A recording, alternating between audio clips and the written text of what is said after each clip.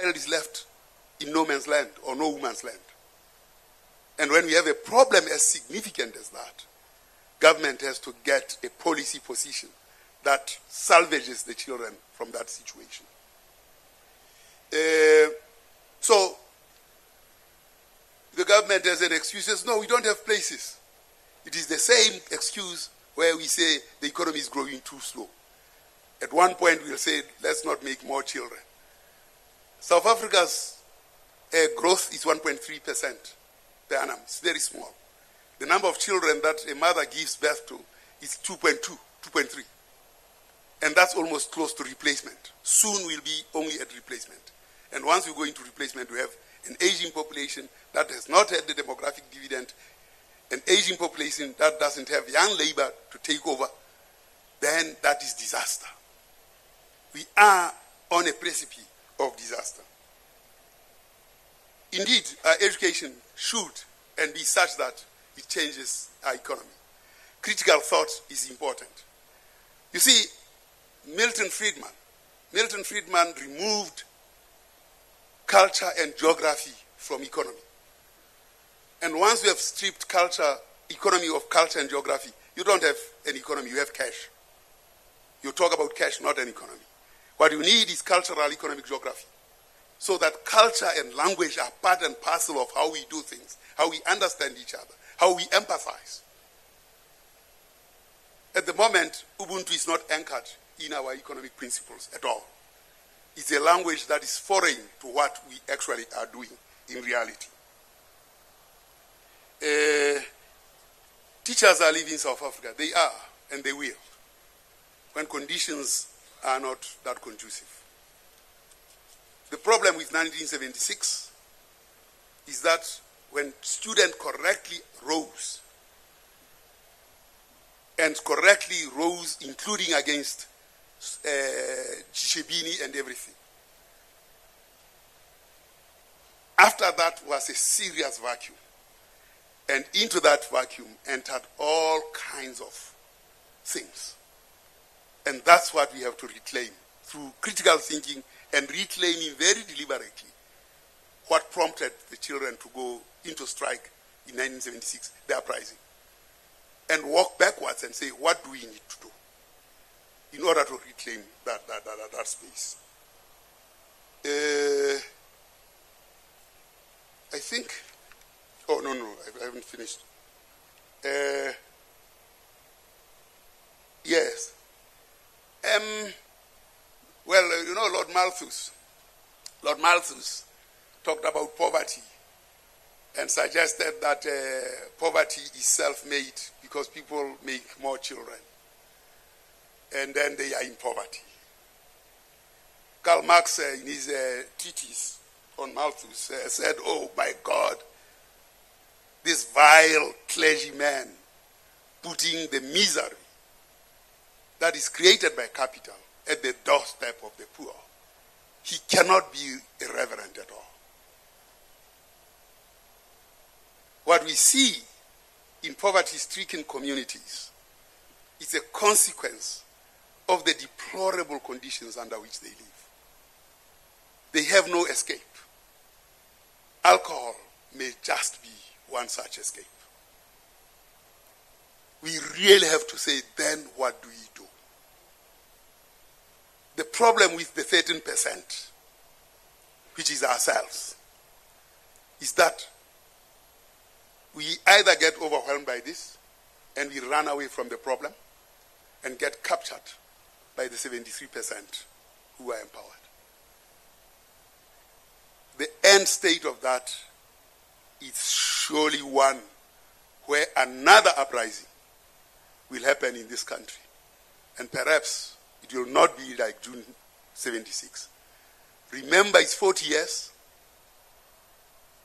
In the 50s, there was such an uprising by students. 76 came, Fees Must Fall came, and the periods of uprising will be shorter cycles. There's no way that this is sustainable. We really have to wake up ourselves as black people, because the aggregate of the 77%, the aggregate demand of that is used to support white business, which depends largely on only 2 million. That 2 million is what they need, essentially. The rest is just super profits, and they don't need to care. And if we don't express the empathy as black people towards our own black people, this thing is not going anywhere. So by embedding culture, and empathy will only come from culture, by embedding culture, embedding our language, ensuring that our language are spoken, we can actually go far. Last slide, I just want to show that there is an interesting slide, just before I go on to that one. The issue is this: developed nations don't borrow from markets. They borrow from their own pensions. We go and borrow from markets. Why do we have to leave our 2 trillion of pensions and then 18 trillion under management at the JSC and go and ask for money from the World Bank? It is because we can't hold ourselves to account, and we say we should borrow from somebody else because we know we'll steal the money when we have borrowed it. Then when we have borrowed it, we'll still have the public to pay for it after we have even stolen that has been borrowed. If we don't confront these realities and then use the 2 trillion of public servants' money to invest in our future and get the Johannesburg Stock Exchange use its 18 trillion, it's number 30 in the world. It's number 18 in the world.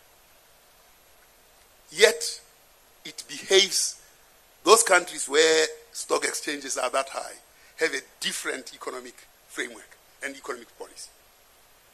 So, finally, I've forgotten what I was going to show, but now it's okay. I've just forgotten, and I think you have given me enough time to talk to ourselves. I'm sure this is not the last, but it should be one of the many interactions that should guide our economic policy. We cannot go on a market economy.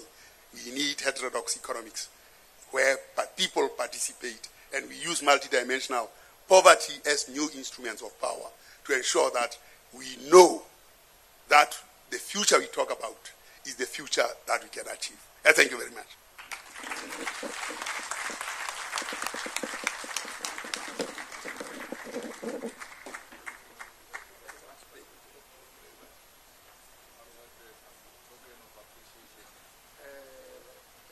President, communication is important.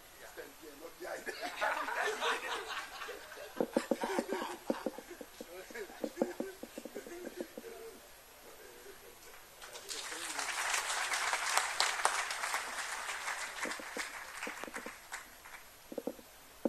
Once again, thank you very much, Prof.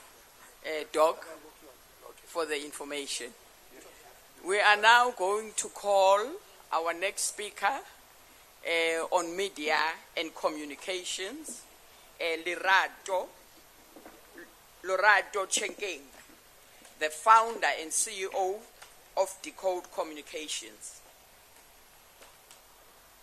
Ulirato is the reputation management and crisis communication specialist with a keen interest in how technology disrupts life, work, and play. He is also a media contributor and a freelance columnist who writes for publications including the Sunday Times and City Press. In 2009, he was recognized as one of Mail and Guardian's top 200 young South Africans as a communication strategist. That is our next guest speaker. Thank you. Can you please come forward? Let us give him a round of applause. Thank you.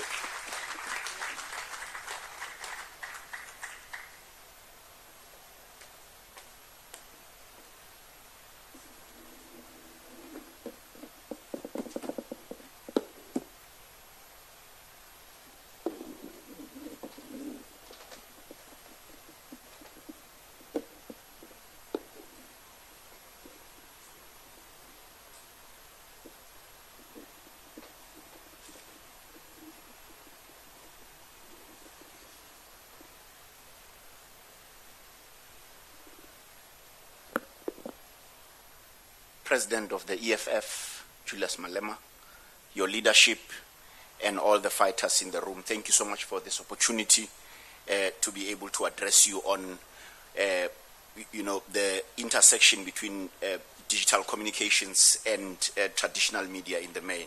And I thought that I should start here.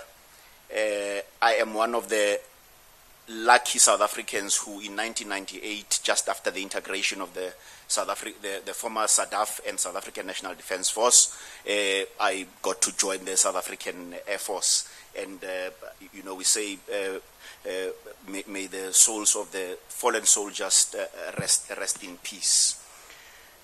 I'm a father of three.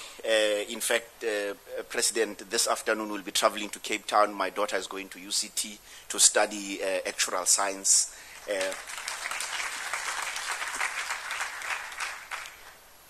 And I know that the national chair read the bio, but I thought that one of the important things that I wanted to highlight here was what happened yesterday with the CIC. So there was it yesterday or day before yesterday?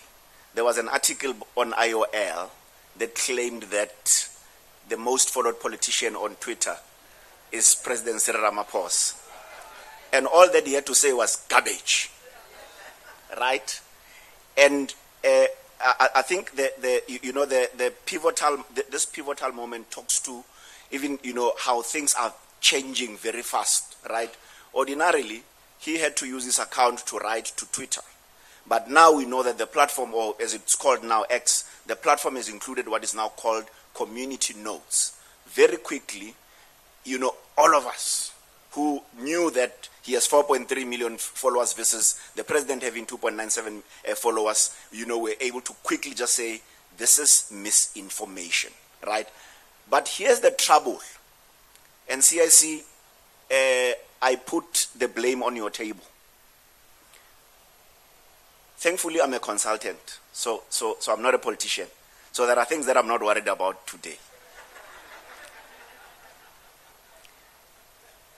The trouble that then demonstrate how we behave as consumers of content in the media space is that we are easily clickbaited. So if you were to click on that article, the headline was very clear that President Cyril Ramaphosa is actually the most followed government leader, right? That demonstrated that many people only read the post and reacted based on the post. And I guess the most important reflection for us is how many times do actually people respond to snippets and not the context that as an organization we always want to be putting out there. And this, these are just some of the small things that I want to put through. And I know SG, the SG had, in the formal communication, there were 4 key points that were written around, what this provocation should touch on. I summarized it into saying, as an organization, that we have really colored the political space in South Africa, right? We may be, almost we are pre-teen now, if you're just looking at our age, or if you're looking at the EFF's age, right? But the EFF has really colored the political landscape. And I thought that because we have done so many things differently, maybe my provocation should be about how do we think about rethinking, particularly that, the next milestone is the local government elections. I know that, typically it's always good to start where, we just think about concepts. And fortunately, when I'm talking to a group of politicians who care about context, who care about words meaning something. In terms of political communication, or at least in terms of where the intersection is, right? Politics, and particularly that we now want to convey our message to South Africans, and for a simple reason, right? Or at least we have a simple goal. I imagine that's the goal, CIC and all the fighters. And I may be wrong. Your website says you have 1 million plus members, right? And I imagine the goal is to ensure that you are able to attract a lot more, right? And that is why it is, in that sense, I say, the challenge of where the EFF is that we are almost stuck in a place where we have done exceptionally well from the brand we've built, right? We are generally a brand that, is boisterous. We are a brand that challenges convention in particular, right? We are a brand that is able to agitate for positive change. In fact, people know that they can come to us when they have a problem at Hoër School, Acacia, or any other Hoër School in the country, right?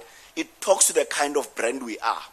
But we are almost, seemingly, we seem to be stuck in a mode where we are not realizing that there's a better way of doing things. I thought that, part of the provocations this afternoon, CIC, would be also be to look and fight us to be looking at, we need to reflect on some questions, right? There's context, but the question is always what these things mean, right? While South Africa is as colorful as it is, my little understanding is that while there's communication capacity at headquarters, if I go to my my home province in the northwest, in Taung, the capacity is not as well as it is at national. And this is why we must then start reflecting on this question to say, where the capacity issue versus the effectiveness of the brand messaging, right? The second one really being knowing that, and I know that some of you in the room may disagree with the choice of words, where I say South Africa is a vibrant media landscape, right? I said I'm going to be a little bit provocative. And whether you agree or not, what we then need to be thinking about is that what this phenomenon means to us, right? Of course, is my screen moving? Okay, yes. The other one that I then wanted for us to think about is that all political parties have been reflecting on resources and how limited they are, right?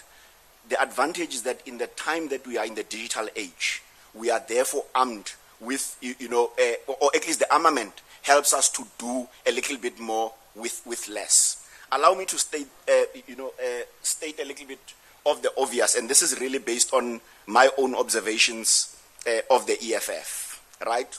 One, we've built a very distinct, the EFF has built a very distinctive brand and recognizable brand identity. You've been able to literally ensure that there's a maintenance of consistent messaging across channels, right? If you look at political parties and how they use it, and we can say this confidently because the reason there was that tweet by the CIC on that garbage, it is because Decode, the agency that I founded, had put out, or at least had put out the 5th South African government leaders on X report, which looks at the government leaders, how they behave, and what kind of messaging they put. So on a normal day-to-day basis, we are observers of communication spaces, digital platforms, particularly communication platforms, and what they mean they mean to organizations. The third and the most critical thing that the EFF has been able to do is that the EFF has been able to dominate the news and media cycles without being press release heavy, right? And then, of course, there are a few weaknesses, right, that I've at least identified. One is that we rely a lot on reactive communication. That we are an opposition political party, it is a matter of fact, right?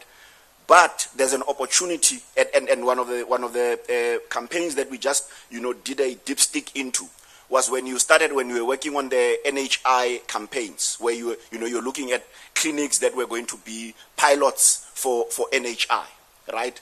Seemingly, there was a very coherent communication strategy that was ensuring that, one, on the ground, you are able to assess, tell the story, utilize the members to be able to ensure that the messaging goes far and wide.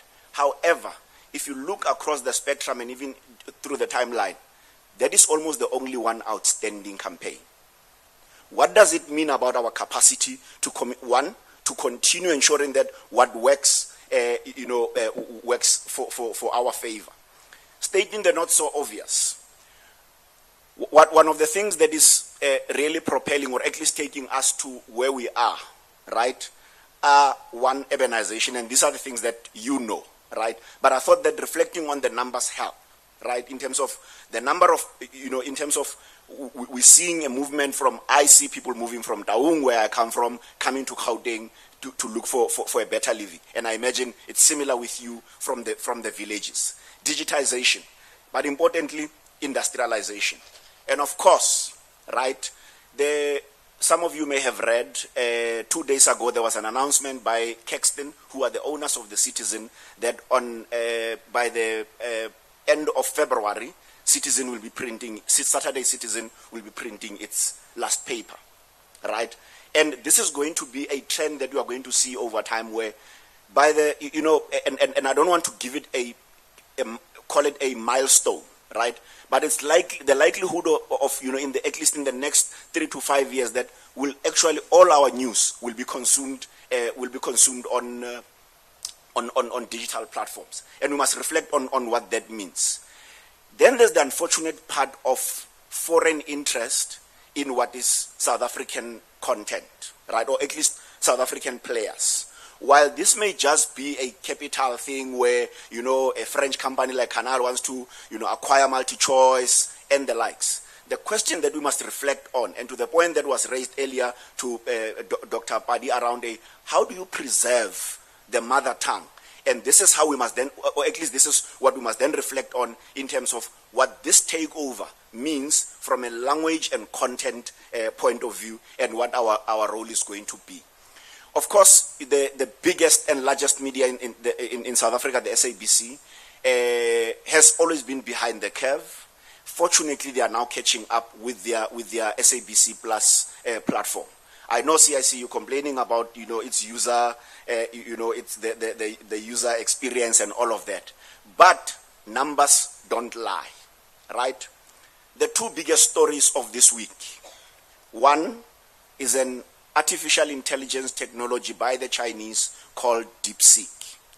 The difference really between DeepSeek and the two others, ChatGPT, which is the most dominant, and Copilot, which is owned by Microsoft, is that they are open access. And open access therefore means that they are literally allowing a lot more people to collaborate on ensuring that this platform's utility is more useful.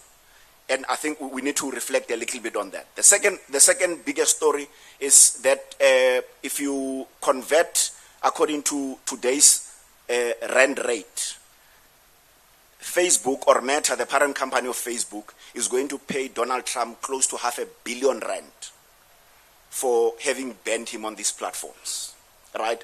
And the question that we've always asked at Decode Fighters has been, one, I am blocked by Dr. Popira Matupa, right?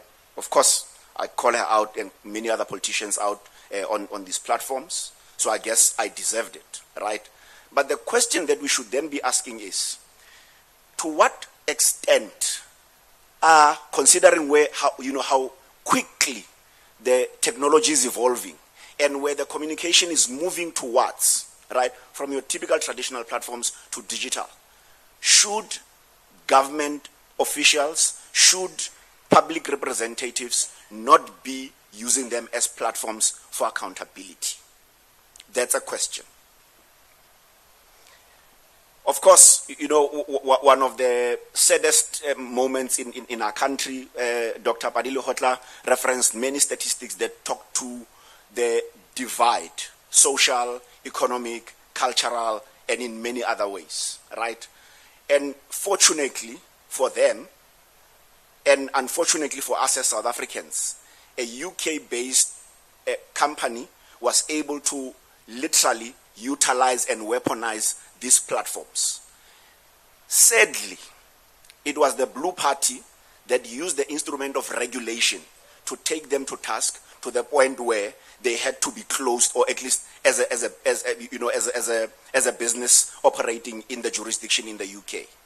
And the question to you, when we're talking about the issue around the intersection of digital communications and traditional media, is that there's a big role for public relations, particularly that there's a PRISA, which is, an industry organization. As things stand, if anyone were to mount a dark web campaign against the EFF, you are not going to even be able to come to take Deco to task. The best thing that you can do is to litigate. And the question is, how much are we advocating for some kind of regulation that ensures that communications companies such as ourselves are accountable, and they are also regulated in the way that should we go there? Because the biggest challenge with a DeepSeek, or at least the rise of all of these artificial intelligence technologies, is that there are mad scientists who are sitting somewhere who are going to manipulate them for the dark campaigns. What is our recourse when these dark campaigns happen? And we need to think a little bit about that. Jay-Z, the rapper, I've added a line there. He says, men lie, women lie. I added children lie. I have 3 I know. And says numbers don't lie. I want us to reflect on these numbers. Every year in the beginning of the year, there's an organization called We Are Social. They partner with technology companies such as Meltwater, and they look at all the markets on the continent in terms of internet penetration, internet use, and also social media use, right? And I've then decided to zone in into South Africa. You may be asking, why am I using 2024 stats? It is because while the global report comes out around this time, the country reports only come out later. The South African report will only be available around March, and I think it's a useful tool for not only the communicators, but for all of the fighters in the room to ensure that they look at it. Right? Interestingly, close to 70% of South Africans use the internet to search news. Right? We may be saying that the news, or mainstream media is owned by a white monopoly capital, and we have 1 million members. Our goal is to grow the 1 million. What we now know is that the people that we want to grow, that we want to get, are using these traditional platforms. And I am happy that there was a reverse of the decision that was made not to go to the other media house in Hyde Park. And I saw that things have changed. And I hope that is something that we are going to continue to take advantage of. That is a good decision, and I think it deserves a round of applause.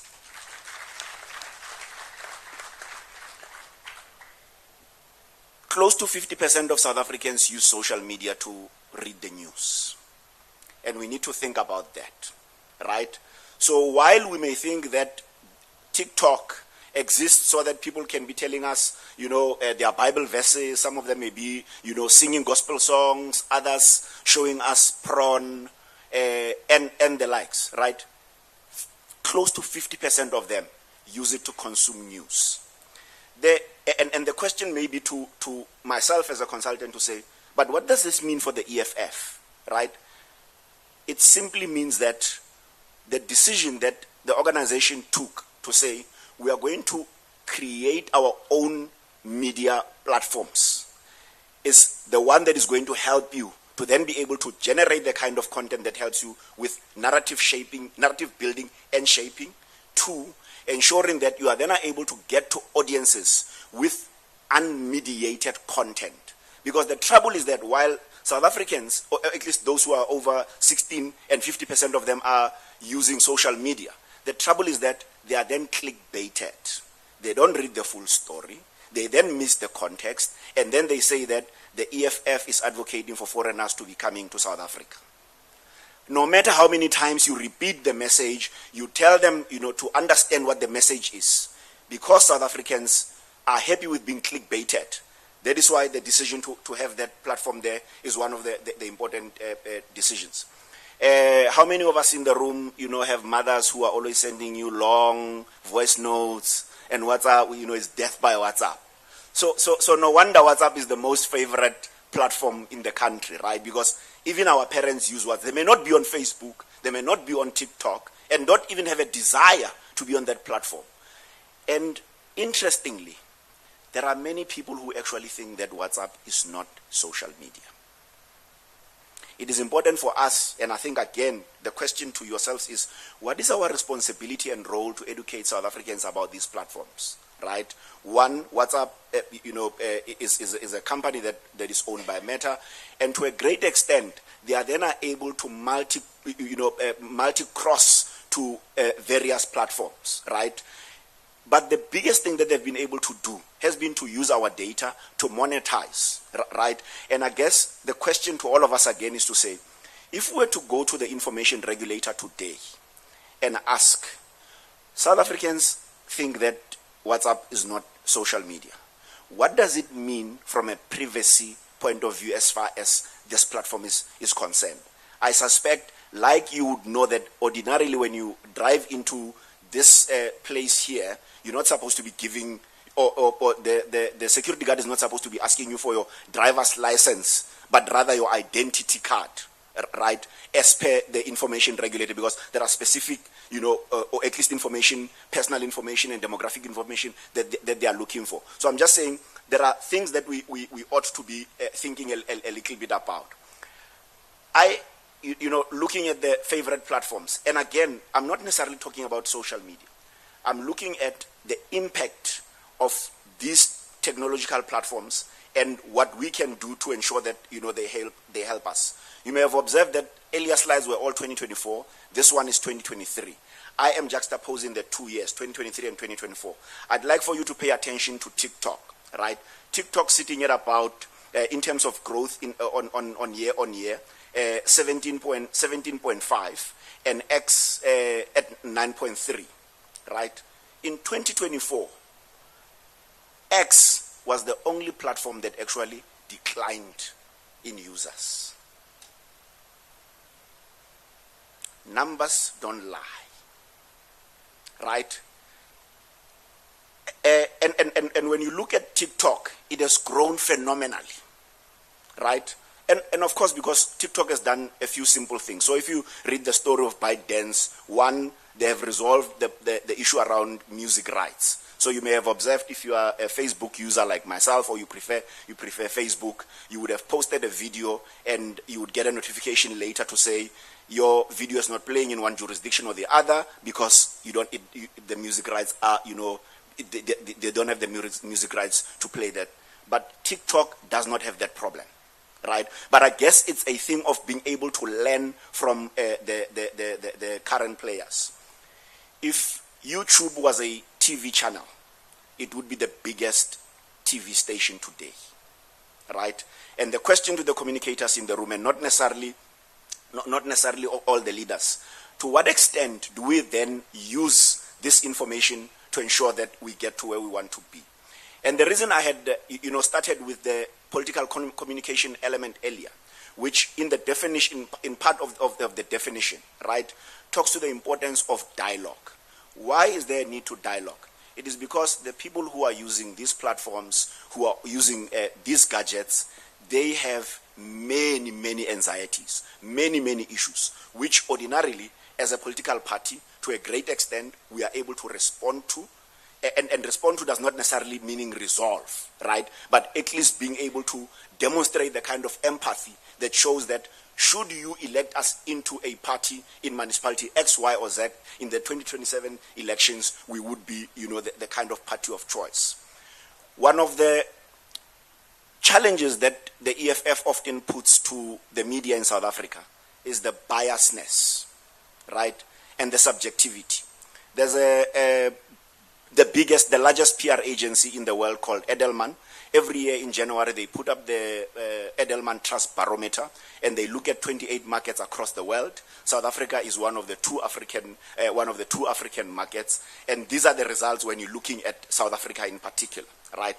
So in terms of, if you're looking at people who are least trusted, government leaders, Ndata Cyril Ramaphosa and his lot, right? Followed by journalists. I'm not here to prove you right. I'm just saying the data says. Right? If you are now looking at another question that was asked around, so among these voices, who are the most divisive? Right? And that's a very important question, So if you think about the Bell Pottinger moment, right? Because they did a simple thing. They came in here, they saw the fissures, they were able to say, we're going to use a strategic communications approach to be able to just make them bigger, right? Again, the journalists are almost in the middle of that, right? I run a PR agency. To a great extent, I depend on journalism, good journalism, and journalists to be able to make the money that we make at Decode, right?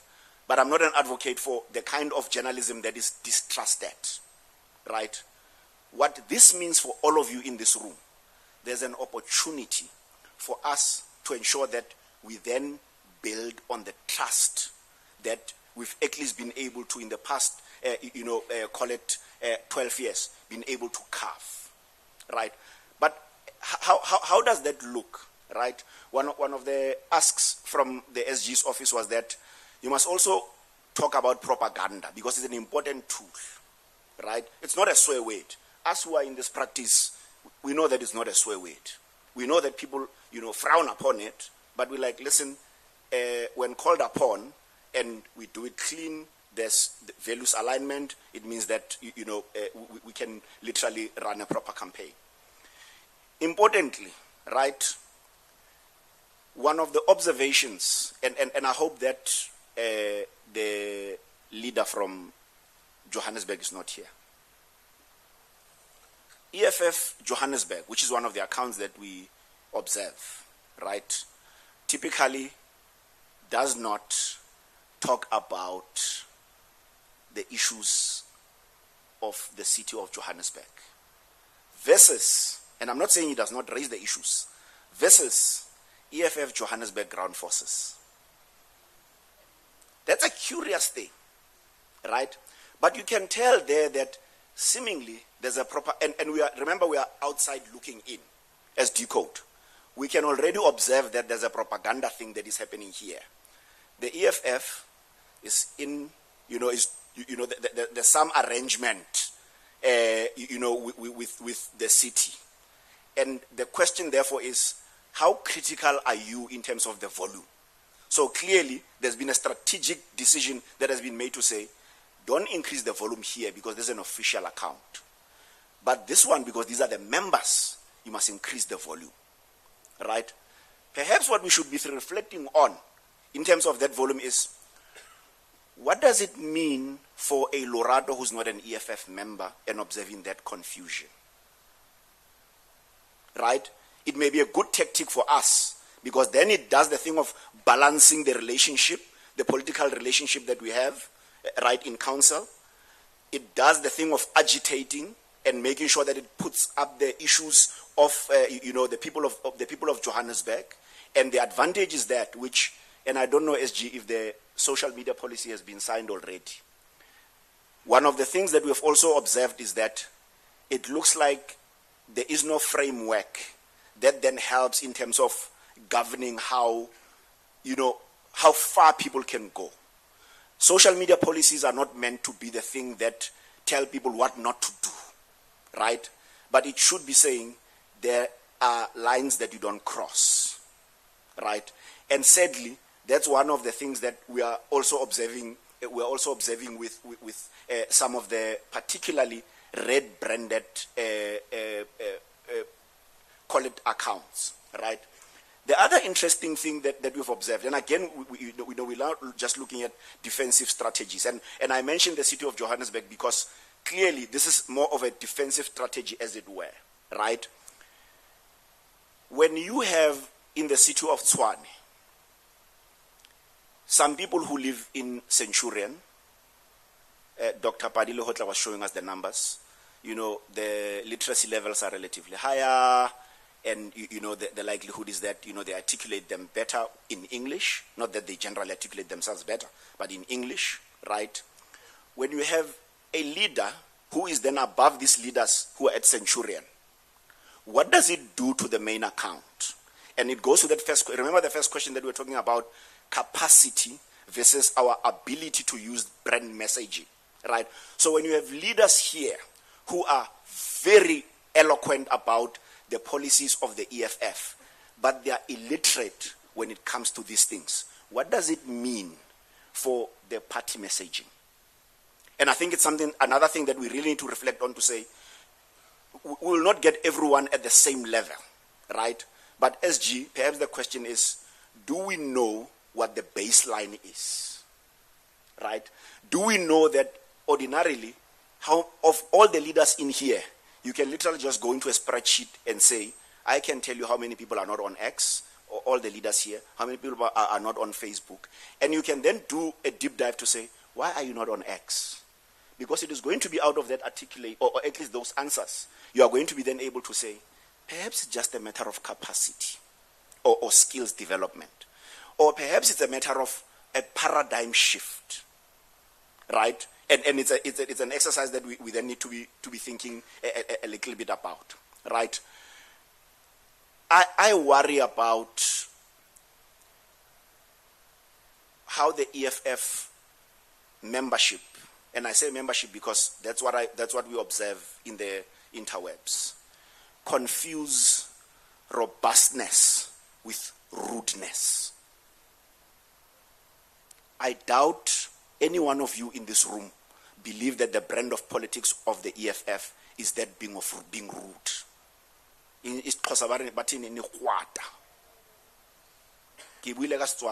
So pardon me. But and again, that can be a thing of social media policy, SG, right? It's going to be a matter of culture, right? Where when we call people out, we don't have to use their private parts. We don't have to use all the other things, right? And it starts in this room, right? I may not necessarily have seen anyone who, belongs in the leadership structures who behave in that way.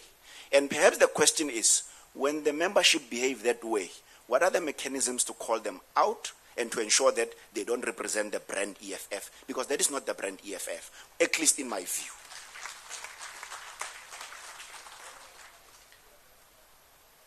Just thinking, and I quickly just want to go to offensive strategies, right? One of the things that the EFF has been able to build over time has been to be a lot more responsive. In fact, I think about when there was a visit to Mall of Africa, right? A lot of us knew about that from the interwebs, particularly social media, right?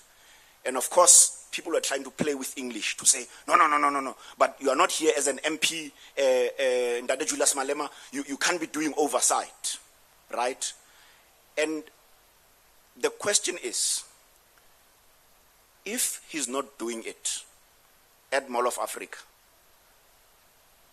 you who are in the Northwest in Taung, and you know that something like that is happening, where one, you have undocumented foreigners, who are not, or at least the employers are not compliant, or at least it's public knowledge that they are not compliant, or it may not even be public knowledge. It may be information that is shared with you. To what extent are we using a similar kind of tactic to propagate the message? Because if you just put the word simply, propaganda is propagating the message, right? So the challenge is that if the Pan-African Parliament were to decide that, allow me for once to call you Julius Malema. If Parliament decide that, Julius Malema is so annoying, we are going to take him on some study tour for 6 weeks. What does it mean for the message of the EFF for the next 6 weeks? Because it looks like it's hinging on this one political principle. Of course, he's our chief spokesperson. Effective propaganda strategies are not dependent on the one voice, right? Ndade, Dr. Padilo Hotla said the things that you've been saying. All that he did was that he went into academic papers and he just presented all of that. How much of third-party endorsement is the EFF using? Because this was third-party endorsement, right? He may not have used the words white monopoly capital, but he said white monopoly capital, right? So it's how much are we looking outside of us to say, who are the people who are saying the same things that we want to say? They are going to say them differently, but because we are clear, we are sitting at 1 million plus, and we want to move to 2 million. Those people are going to get us closer and quicker to 2 million. And you see how, for me, it's a very simple numbers thing, right? The goal is that we want to grow. The goal is we want to get more people to find affinity with our message. The goal is to ensure that a lot more people put an X next to us in the local government elections, national elections, and the likes, right? An example of an organization that has done what I've been relating to better. Some of you, and you don't have to know Advocate Ndimutibi, who's the head of the SIU, right? You can tell that if Kaiser Khanyago was not the head of comms there, Ndadole would have run amok there, hey? Like, it's very excitable. When he's in front of the media, or in front of mics, he just wants to talk and talk and talk and talk. But then you had a good communication strategist who was able to say, you are going to literally speak at key moments. And observe, every day, our Twitter timelines or our X timelines are littered with updates from SIU. But they are not necessarily always from Advocate Ndimutibi as the leader of that organization.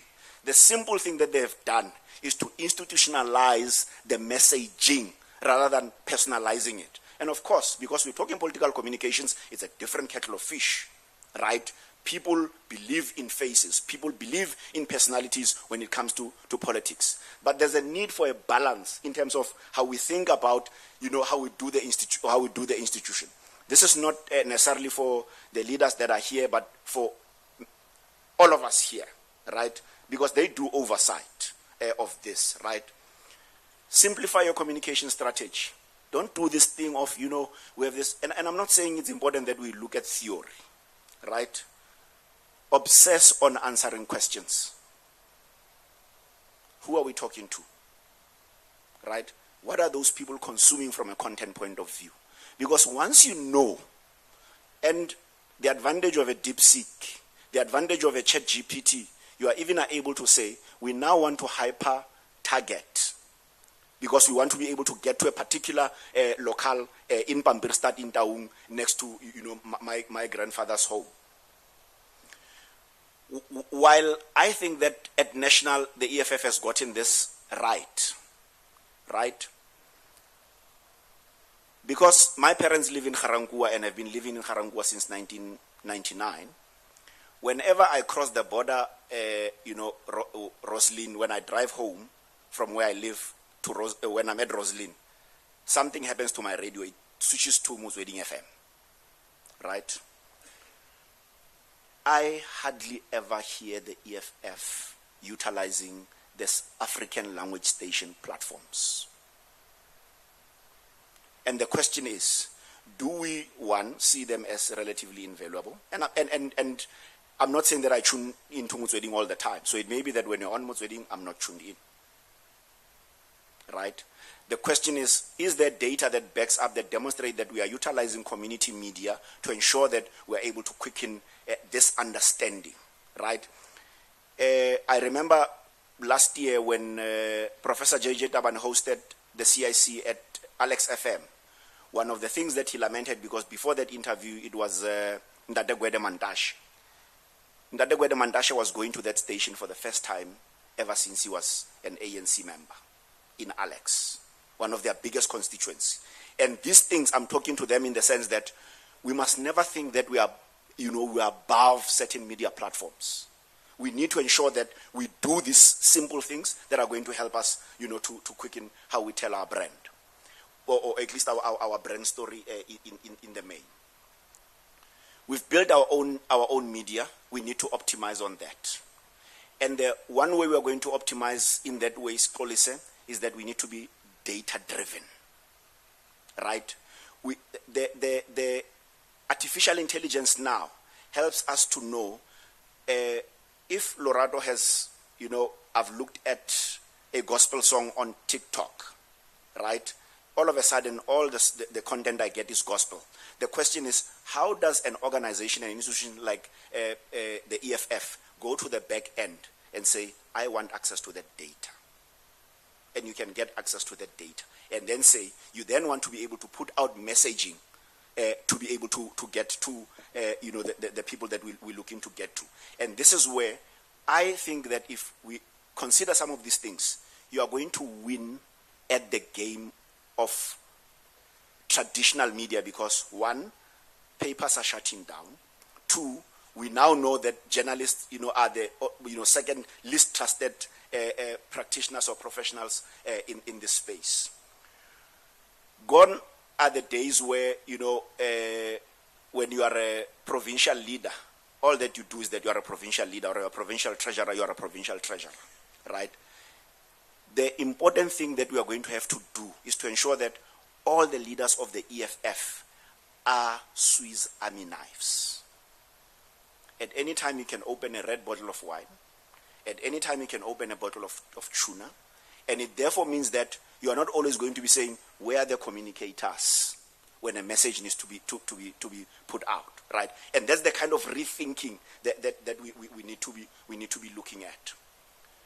Again, ordinarily we used to do social listening where, there would be a media monitoring agency that helps us with this. Now, with the rise of deep seeks, it means that the information comes to us a lot more quicker, right? But for me, it's not about the utility of the platform. It is what we do with the information that we get from these platforms, right? I've used the example of, or at least of my observation to say, there's a very thin thing there's a thing that I see around, robustness and rudeness. If AI engine tells you that you are observing that rudeness is the thing, how quickly do you correct that thing? And I think that's where the responsiveness from the top leadership needs to come in, right? Where we say, we know the kind of brand of politics we want the EFF to be, right? So these tools ought not just to be because, we are looking at the next shiny things.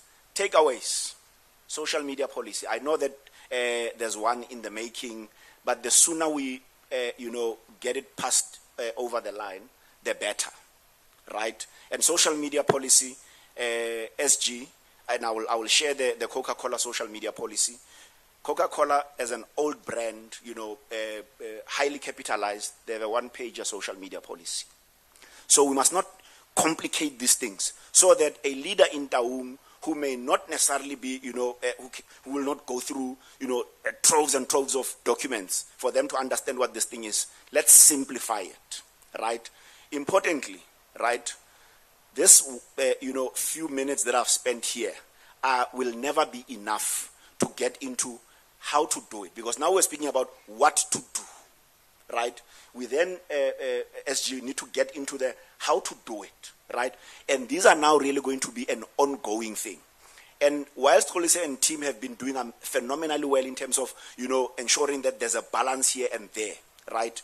From time to time, continue building your own capacity, just like you've done with the, platforms there, to ensure that if you can in-house the training, that would be something that you are going to save yourself a lot of money and ensuring that, a lot of the people, in this room are able to use these platforms. Establishing a rapid response mechanism. I indicated earlier that one of the weaknesses that, in my view, I've observed, and I'm happy to be proven wrong, right, is that we have a very reactive way to communications, right? And rapid response talk to, let me tell you what one of the smart communicators who used to be at the NPA used to do. When a case goes to court when a judgment must be passed, he would write two statements. One that acknowledges the court judgment, and another that celebrates the victory. By the time the judge finishes saying, when he says court adjourned, the statement is out.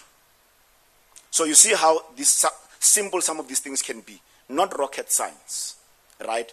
But it therefore means that particularly around rapid response, the key thing is anticipation, right? Because our reactiveness, we're always caught flat-footed, like Kaizer Chiefs will be caught tomorrow. It's my team, right? So let us find ways of just, ensuring that we do things a little bit better. I want to go back to those questions that I raised earlier, right? Because if you missed anything and stick to these questions and try to answer them, I suspect CIC, we're going to find ourselves in a better place when you gather in the next plenum. It may not be everyone, but you're likely to see, a relatively improved change. And I put the sixth question there around hotspots, because one of the things that is brand EFF, there are no holy cows for you. There are no go areas for you, right? But of course, there are places where, when we ask in terms of the hotspots, right, and as we reflect on this question, what should the communication strategy be? Considering that if this hotspot was Jankemdorp in near town where I live, where I know that the SABC is in Kimberley, right, they are likely not to cover that story, right? But the EFF is likely to then ensure that, a farm attack in Jankemp is going to get the kind of, call it relevance and publicity. What is it going to do for that community and getting us from 1 million plus to a few more? Let me end with this.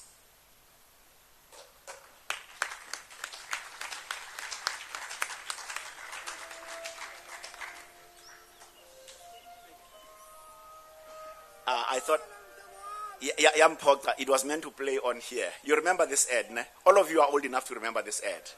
It's the Molom Khobowam ad. If all that you did was to sit here, enjoy the chat and clap and do the Molom Khobowam with the phone in your mouth, it means that we didn't do enough. Thank you so much. I appreciate it.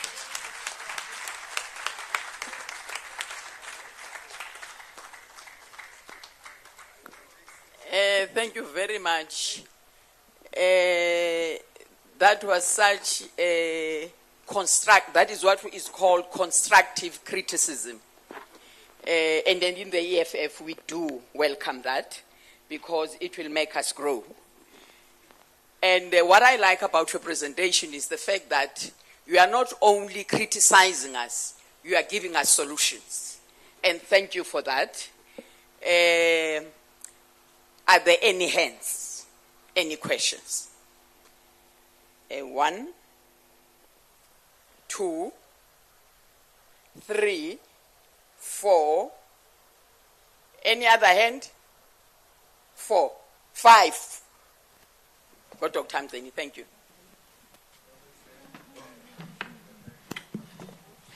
There's another one, 6. Okay, we've got 6 hands. Let's go. No, thank you very much, National Chair. My name is Mazwi Plose. The presentation is welcome, very educational and all of that. I think out of everything that the speaker had said, we just disagree on the issue of Kaizer Chiefs for tomorrow, but then we'll deal with it at that time. Look, I think maybe I want to start off where you started with that article of IOL, which has now been deleted. Because there's an observation that I think I have made on social media. And Commissar Snaotambo once articulated this, to say some of these dead media, especially online media publications, they want to ride on the strong presence of the EFF on social media. So they deliberately go on social media and mislead in an attempt that the EFF must come and defend itself.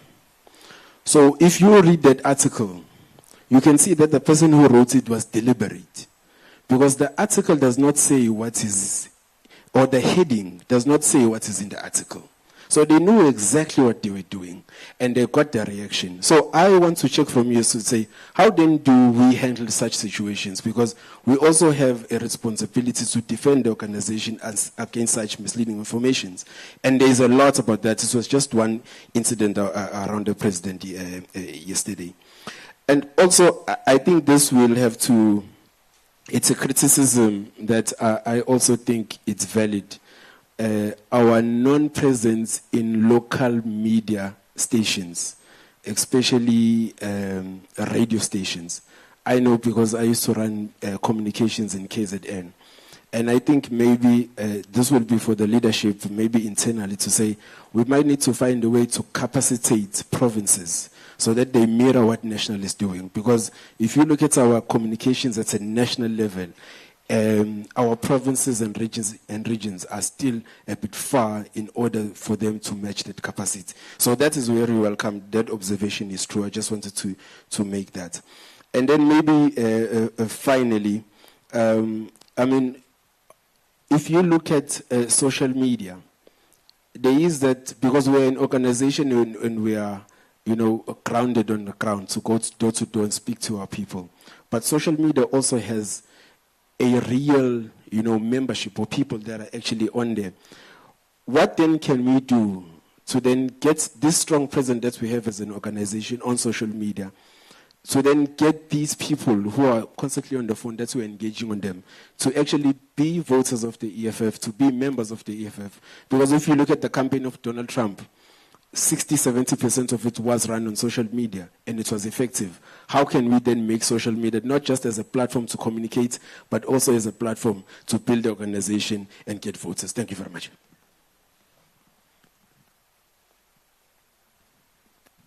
Thank you. Let me take this opportunity, National Chair, to pass my greetings to the Commander-in-Chief and the officials and fellow fighters.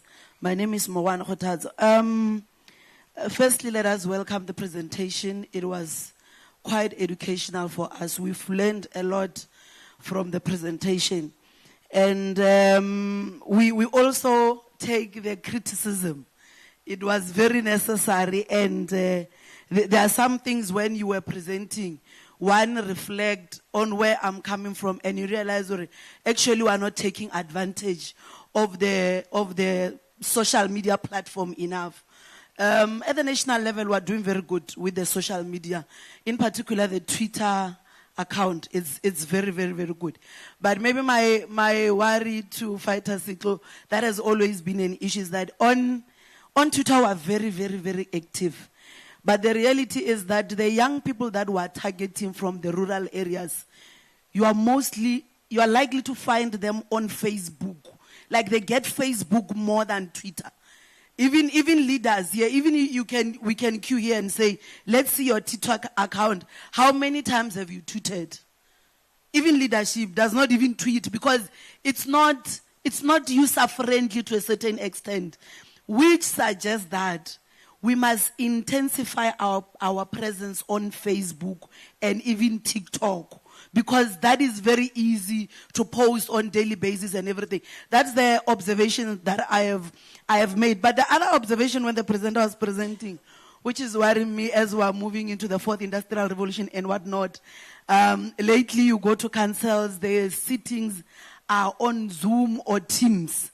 And when you start raising those issues, they realize this one of the EFF is coming with problems. They just forever mute you or remove you.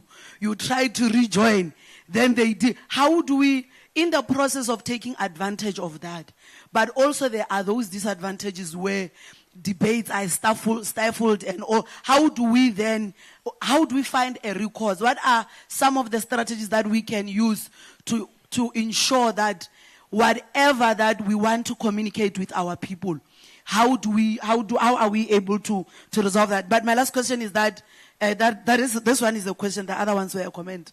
Between Twitter, Facebook, and TikTok, I'll only speak of that because WhatsApp, we all have it. Where do we find young people in their big numbers? because that is, those are, the young people are our constituents as the EFF. We need to know, where do we find them, where do we access them? In terms when you're doing your research and stuff, where do we find young people in their large numbers? Thank you very much. Thanks, Chair. Greetings to the President of the EFF and the officials. My question will be very short, and I will try to be brief. But first of all, let me acknowledge that the presentation was indeed stimulating intellectually and inviting critical thinking. I just want an issue. Okay. No, I just want an observation of someone outside politics to try to advise or have an opinion on the impact of a effective PR exercise and also a not effective one. Whether does it have a real impact on generating or attracting supporters, even voters, and also on the negative side, does it have a serious impact to a point that you may end up losing supporters by having a wrong media strategy or communication strategy or even PR exercise? But lastly, the question that also relates to what I have been saying above, the effectiveness. Okay, the effectiveness of a propaganda in an organization, because it's one of the also interesting issue, the one of propaganda. For example, I have a view or a belief that there are parties that were formed specifically to twist the messaging of the EFF, which other people believe that they might have attracted voters specifically by just twisting the messaging of the EFF. The two parties, the one that was even calling Mabahambe, and I think the other one was also focusing more on the issue of foreigners, which we as members of the EFF would believe strongly that the message of the position of the EFF, for example, on the foreigners or the so-called foreigners is very clear, the policy is very clear, and we agree with it. But there are those people who twist it, and I think ordinary people have a different view on that. I just want you to get a bit in depth on that issue, especially in relation to the propaganda machinery. Thank you very much.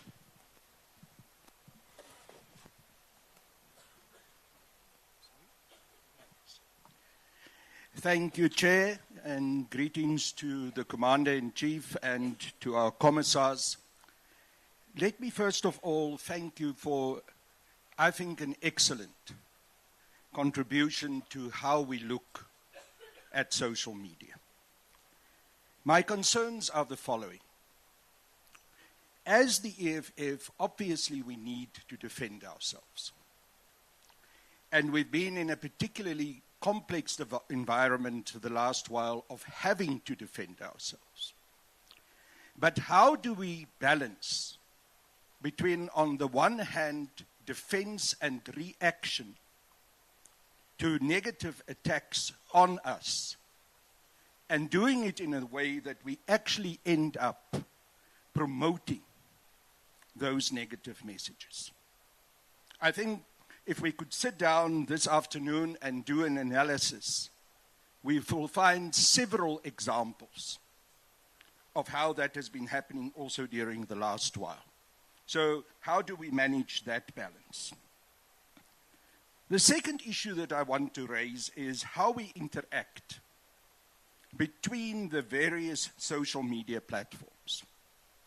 Because obviously every one of those social media platforms have their own kind of style and manner in which you communicate. When you're on X, it's different from TikTok. It's different from Facebook. And some of us seem to be experts, but we don't go to TikTok, we don't utilize Facebook. And we should do that kind of cross communication on the platforms in order to be able to amplify our message. And I also think we need to do that with, for lack of a better word, we can call the traditional media. Because there are instances that we can achieve an objective by getting the message out on the various social media platforms, and then it gets amplified further on the traditional media. And the last issue I wanted to raise, and this is a different play from my side on the issue of numbers don't lie. Yes, that's true, in the context that you used it. But one of the problems that we do face, for instance, on X and Facebook, is that there are certain words that trigger algorithms that exclude reach. And I saw recently that Elon Musk said, yes, I will promote freedom of speech, but I will not allow freedom of reach. Now, this is a serious problem, because this issue of the triggering of those algorithms to prevent reach is impacting on us as the economic freedom fighters very badly. Because our politics touches on some of those issues that these big international social media platforms have clearly identified that they do not want to promote. I can give you an example. I run an X space twice a week. If I do an X space on apartheid Israel, the advertising that I do hardly reach the number of people that I would expect from other X spaces that apparently don't trigger their reaction. How do we find ways and strategies to get our reach expanded and prevent this problem? Because for me, and with this I want to conclude, for me that is censorship. And therefore, for those who say that Elon Musk is someone who should be lauded for freedom of speech, the same for also his friend, President Trump, are wrong. Because they just use the most recent technologies and abilities to still circumvent our ability to communicate. Thank you.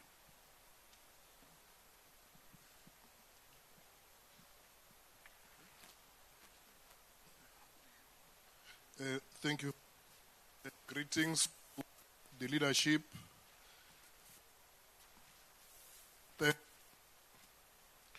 Welcome the presentation. But there is something that I wanted to touch on. The first one, it's partially covered by the previous speaker. It's on data sovereignty when it comes to data mining. Because that thing of POPIA Act is not applying to the Americans. You search for a car on Google, and when you enter Facebook, you get ads of people who are selling cars. Then you ask yourself, where did Facebook get the data that I'm looking for a car? So it means they stole data from Google. So then there's no policy in terms of protecting our data. Now, you have Elon Musk, who is politically involved. So through data mining, that man knows that this South African favor this political party, and this is how he's going to vote. So through that data, they can use that data to campaign directly to individuals that they know that these ones are decided, they are not decided. They know they have that data with them through data mining. You see, I saw something very bad when Telkom was selling its tower businesses. And instead of preserving it and venture into data center business, not so long ago, Microsoft had a problem and we couldn't run government because our emails were not moving, because we don't have our own data centers. You'll find that the emails that we're sending to each other here, we are using clouds of Americans. So I was on the data sovereignty. It goes even to the SABC Plus, because you will find that SABC do not have its own data centers to host that app of theirs. That's why sometimes it buffer and do all those things it does. Now, I'll go to, when they write, they say TikTok, it's number 4. Number 1 is Facebook, followed by YouTube, but TikTok, it's number 4. Something that is not real. Currently, TikTok is number 1. Why I'm saying that? You can't go into any social media platform and not find TikTok video. So TikTok, it got power to branch from itself and send the message to all platforms. And the other thing is that TikTok do not have robots. Your Facebook, it's full of robots. If you advertise, you will see that at the end of the day, they use robots. The same thing with Twitter, they use robots. But this is where I'm going. I think you can assist going to that. Do you think it's safe for us not to follow China route? Because from the 33 biggest social medias, 9 are from China, and 21 is from USA. And the 4th one, which is TikTok, is from China. Because Americans can close us down at any given moment. Aren't we supposed to be working on having our own social media platforms that we can use? Because relying on their Facebook, relying on their TikTok, at some point it will backfire. When it comes to China, China doesn't rely at all on Facebook, on Gmail. They rely on their own social media platform. You know, that one, WeChat, owned by Tencent. It is doing everything and is bigger than your WhatsApp and everything. Chinese are living their lives without any dependence on USA. So, don't you think, Ori, one of the things that we should have been doing as South Africans is to own our own social media platform? Lastly, it was okay, thanks.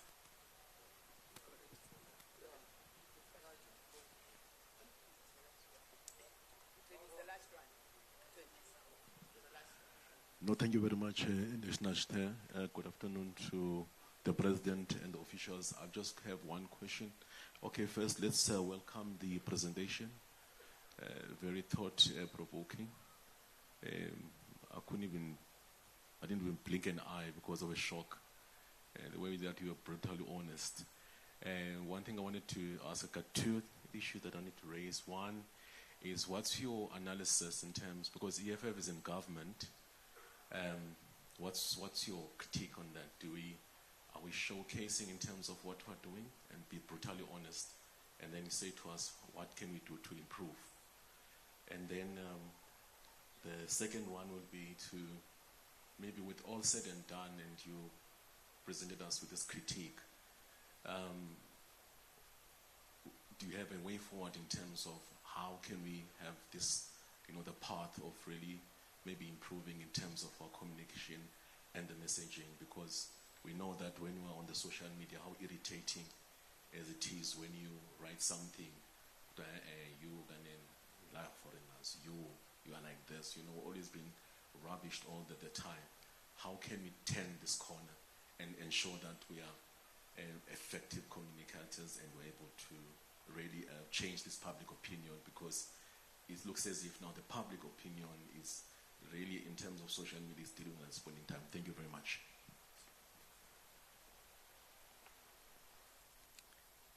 Thank you so much, National Chair, and to all, thank you for all the questions. So, Manzini, the issue about the article, right? And again, like you, I believe that IOL knew what they were doing. But in my view, I don't blame the journalist. And this comes to how you and I understand the workings of the newsroom, right? And a journalist is going to write an article, and the editor is going to decide, and depending if it's the online editor, they're going to decide where this article is going to sit, right? Somebody may decide that it's actually going to go on print. So journalists don't arbitrarily decide on where the article is going to be, right? Even with headlines, editors decide on headlines. But in this case, in my view, the social media manager of IOL, because that's the one who put up, because you see the difference between the two is that the post says something completely different to what the article is saying, because they want to clickbait us into reading the article. And all that thing needed to do was the word that the CIC used, which then got a lot of people saying, but this is not true, right? So I'm saying, while there's the thing around journalism and journalists, I think that we must also be critical in that way, thinking about the process and what it may mean, so that we don't paint everyone with the same brush, right? And on the issue around community radio stations, and this is where I don't want to even leave it to community radio stations. Let's call it community media, right? And I'm not putting you on the spot, and it's a rhetorical question. How many of you in the room in the last month has written a letter to the editor?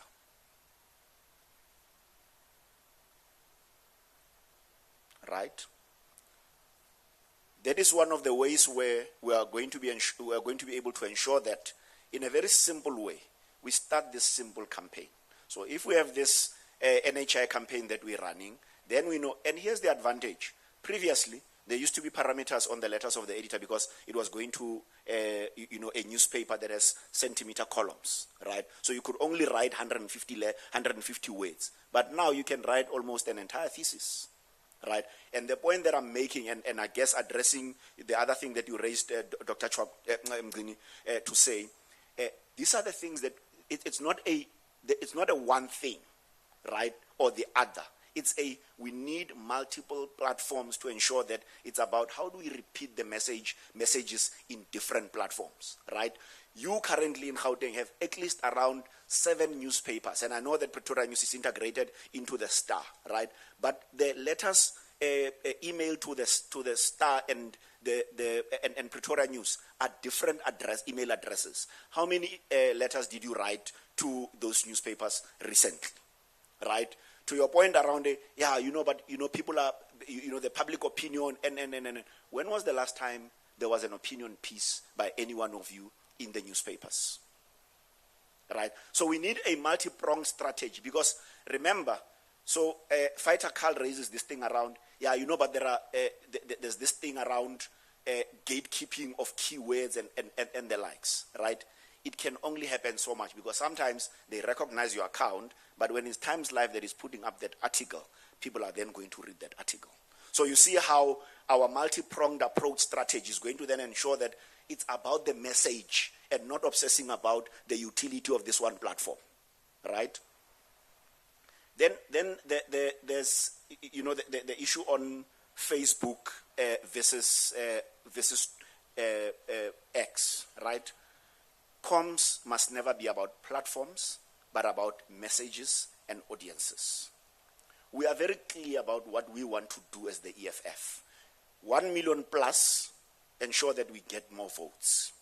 Therefore, it means that the platform is a conduit, right? And I think if we can change our paradigm in that way, we are likely not to obsess on, I'm comfortable on Facebook. There are more young people on Facebook, right? It's going to be what is the utility of X? Utility of X, it's newsy. Ordinarily, when there's a court case of Senzo Mewa going on, all newsrooms are giving you live updates on there. When Benenge's case is on, they're giving you live updates on there, right? Why are they not doing it on Facebook? Because the algorithm of Facebook does not work that way, right? So asking the organization to say, but why are we not using Facebook? We're asking the wrong question, right? Is to say, are we optimizing on the use of X? Are we optimizing on the use of on the use of Facebook? Are we optimizing on the use of threads, right? And then there was another question around, the effectiveness of PR, right? And again, I can tell you now, and I admit guilt, professionals like myself, we have done public relations disservice, right? Because we've pigeonholed public relations to publicity, right? So when we've received end media, we think that now we can go home, we've done our work, right? And there's a lot more to that. In fact, the work that you do on the ground has a lot more to do with public relations more than anything, because there's a chap, I just forget his name, he asked the question, what if public relations or PR stood for people and relationships, right? You have these online relationships, but you also have these relationships on the ground. It's about how you are now going to ensure that you use public relations to enable to get you at least convert. There was a question around the trouble with, and we've worked with a political party that is in the Northern Cape. You can imagine the Northern Cape. There are only 13 people there, and almost all of them are not on X, right? Did I hata konse? I askis. But anyway, so the simplest thing they were asking was to say, we are seeing that there's a big move towards X, but our people are not on X, right? And again, to that thing to say, the trouble is that we obsess with what is new and shiny. If the CIC has 4.3 million followers on X, we think that that is the benchmark, we must all move there, right? If the people in the Northern Cape are on Facebook, we must stick to Facebook. But here was the other trick that even converted some of the people. Somebody was asking to say, how do you convert some of these followers, right? We did training for the health communicators in Gauteng, and we did an audit of the health facilities. The question I asked, and I did tell you that my parents live in Garangua, have been for since 1989. If you are Dr. George Mkhari Hospital, and simple Google search tells you that close to 99% of the people that live in Garangua are Batswana, why do you insist always communicating in English? Right? So maybe answering that question again to say, how do we preserve our languages? Perhaps we're also the enemy, right? Because you have an opportunity, people ask you a question, somebody asks you a question in Setswana, you then choose to respond to that to that question in English, right? So there's a mindset shift that is also required in how we apply ourselves on these platforms. The fighter at the back asked the question around, China. I'm not going to do what the mayor of the city of Tshwane did yesterday when asked about the Defence Force issue. I am just a communication strategist. I have no view at this juncture on that matter. And lastly, I want to couple what Dr. Ngwini was asking with what fighter Carl was talking about. We are the product. Elon Musk, when he sees you, all that he sees are dollar signs, right? That is why one of the first things he did when he came in with that kitchen sink in that office, he said, we are doing away with this thing that people who have social credibility, they can actually be verified. He said, all of you are going to pay for that verification. So we are the product, right? And because we are the product, they will always find ways of saying, we've recognized that your Twitter Spaces has been attracting people, but you are not upgrading from blue verification to gold verification. We want you to upgrade, because they will always communicate the benefits to you to say, oh, by the way, your reach is going to be more, right? So they want to monetize with you. To an extent, you can't take away the politics out of it, right? But to a great extent, that is why he's as liquid as he is as a business person. Lastly, Dr. Ngini, the question around what you should do, I leave it to the SG to say. It's not a question to be answered here, because this was just an hour session. It needs a proper workshop where we are now able to engage and interact, and we can share a little bit more.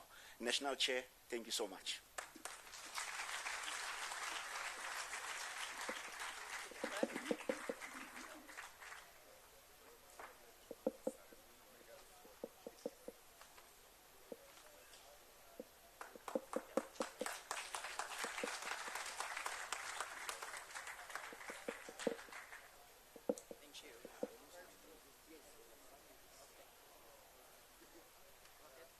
So I've asked the National Chair to remind you of my name. My name is Lorato Tsinkeng, and I'm just an ordinary young man from Tau, Ke a leboga. Once again, thank you very much for the information and the advice. You've given us food for thought. We are now going to move to the next item. Our next speaker will speak on leadership strategies. I think she is well known, Mbokodo, the former Vice Chancellor of UCT. And if I can read a profile, it will take us the whole day. So I'm just going to give you snippets.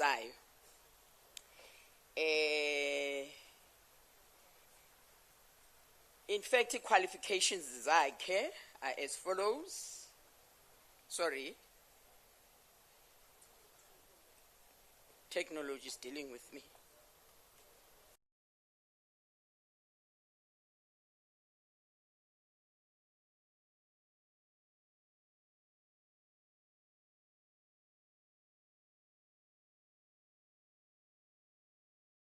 It's much better to ask DeepSeek.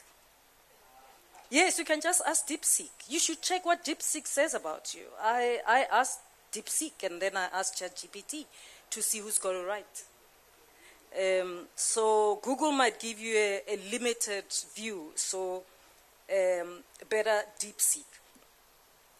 You know, if I were a politician, I'd begin by extending my revolutionary greetings to the CIC and the entire leadership present here today, and I would invoke the indomitable spirit of the original Fear Focal and say, Viva! And the undying spirit of Winnie Mandela, Viva! Viva! Viva! The undying spirit of Winnie Madikizela Mandela, Viva! Viva!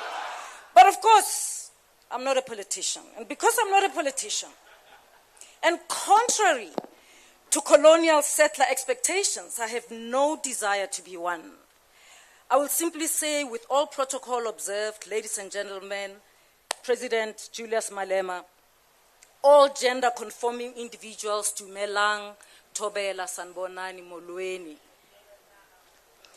Thank you very much for inviting me to this conference. I'm in Tata SG. I've been sitting there and I thought SG said to me 11 o'clock. You should have seen how for the first time today, CIC, I drove at 100.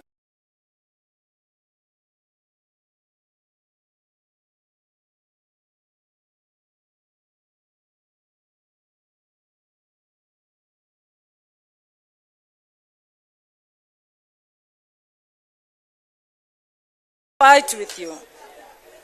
So I flew because I thought it's 11. But how great it is to be here on time. 11 o'clock I was at the door, but to be here in time and sit here and listen to the CIC's, at least part of the CIC's input, and the Ntatele Hotla, and also Lorato. I mean, very instructive. I sat there and I'm learning. It felt like I'm in a lecture hall. So thank you very much for the opportunity. Before I continue with what I was invited here to do, let me just say to you, by the way, I'm talking from my phone, and I prepared a written speech because I don't want to go over time. I do have the gift of the gab, and I can speak forever. All right, so I'm going to try to keep to the time, I hope, and so I'll be reading from my phone, also so that I don't forget. The SG gave me strict instructions. But before I continue with what I was invited here to say, I must extend my heartfelt congratulations to the newly elected leadership in this room. You took over an organization that I personally got to know as extremely organized. One of the leaders outside as I was coming in said to me, "Is it the first time you're attending an EFF event?" And I said, "No. I was there at the 10th year anniversary." And what a pleasure it was to attend the 10th birthday celebrations at FNB Stadium. And I attended with my son.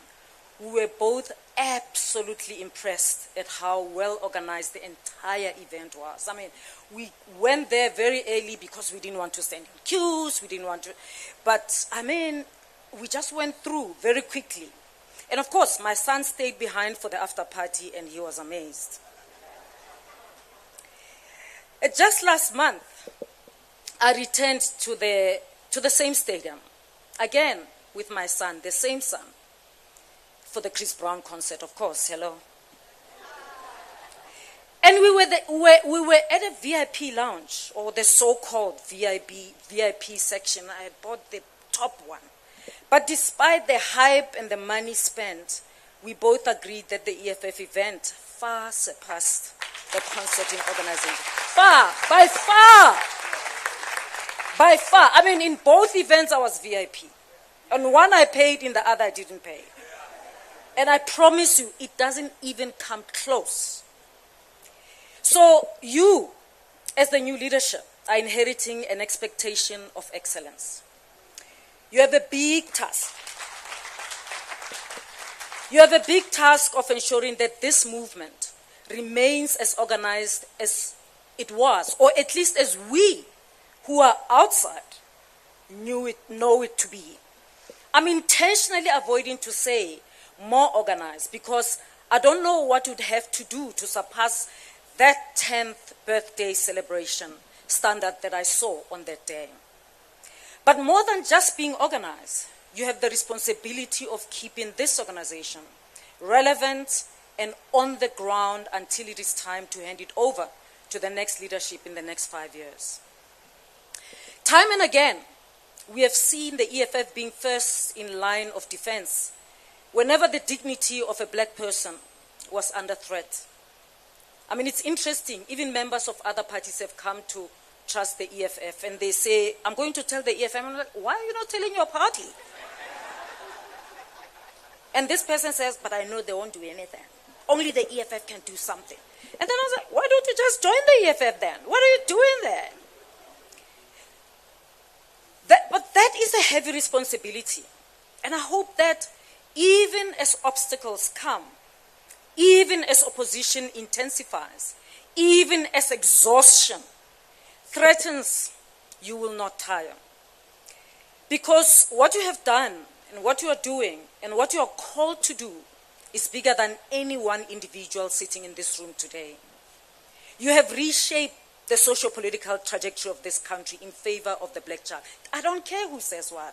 I don't have to be a member. But that's true. That is true. Now, without further ado, let me get to the reason why I'm here. The academic in me was tempted to start the discussion on leadership by discussing the difference between leaders and managers. But for the sake of time, I will highlight critical points that leadership and management are fundamentally different concepts. And we must never conflate them. Leaders are born, I believe, and of course, they can be made too. But managers are always made. Managers are always made. Leadership is not a title. In my view, it is a burden. It is a commitment, and indeed a battlefield. Managers have strict working hours, overtime, and can even write an email signature saying that they don't open their inboxes on weekends or after 7, but leaders don't have the luxury to do that. You can be woken at 2 a.m. and be told a student at a private res is suicidal. A manager can easily say, well, they're in a private res, so none of my business. Or, excuse me, that's above my pay grade, so none of my problem. I won't get involved. And that would be understandable if you're a manager. But a leader knows and understands that leadership is a burden. So they know that it's not about whether an issue is under their purview or whether it's under their constituency or within their pay grade. What matters is that there is an emergency that calls upon you to wake up and intervene in one way or another. Some people are going to join the EFF because you intervened and they are your neighbor and there was someone breaking in and you intervened. And from that day, the whole family is going to join. Leadership requires decisive action, a sense of duty, and the ability to tackle crises because the burden demands it, not because the role defines it. This is the distinction that we must recognize, particularly in a world where many people hold positions that demand leadership, but all they offer is management. You know, there are so many people who have a leadership position, but all they offer is management. Today, we have many people, even heads of states, who function as managers. And dare I say, good managers sometimes. But who occupy positions that require leadership. So they are there, but they have no moral conviction to lead. Of course, in the EFF, I know people are never parachuted into positions of leadership, at least at an organizational level from me as an outsider looking. The people are never parachuted. It is your leadership outside the position that got you to the leadership position you occupy today. And that's how it should be. However, once one enters into formal leadership, there are things that you must know, that you must understand, that you must accept and internalize, and I will discuss 6 of them. The first one is that there is no such thing as a leader in your own right. Leadership is not a personal ambition.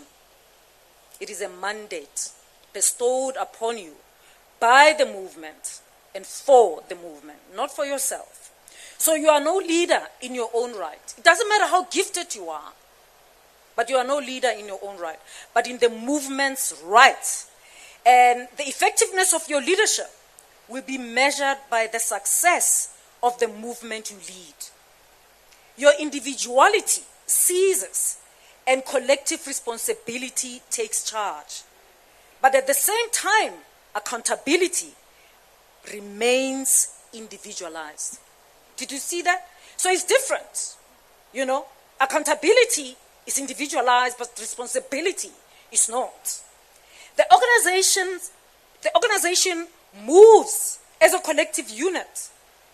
But when failure arises, accountability does not dissolve into the collective. It must be traced back to those who held the responsibility to act but failed to deliver. Leadership does not allow for deflection. Yes, you are part of a leadership structure, but your accountability is yours alone. The second thing is that leadership is no privilege. It is a burden, as I said. It's a burden that you have willingly chosen to carry when you accepted that nomination in December. Nobody forced you. You accepted the nomination. And now that you have made that choice, you must carry the burden with pride. And thirdly, as newly elected members, you must start with the end in mind. You cannot lead aimlessly. You cannot be reactionary and respond only to crises as they arise. You must define the legacy you wish to leave behind. The success of your leadership will not be measured only by how well you executed your daily duties, but by whether or not you have built something that outlives your term and strengthens the foundation of this movement for generations to come.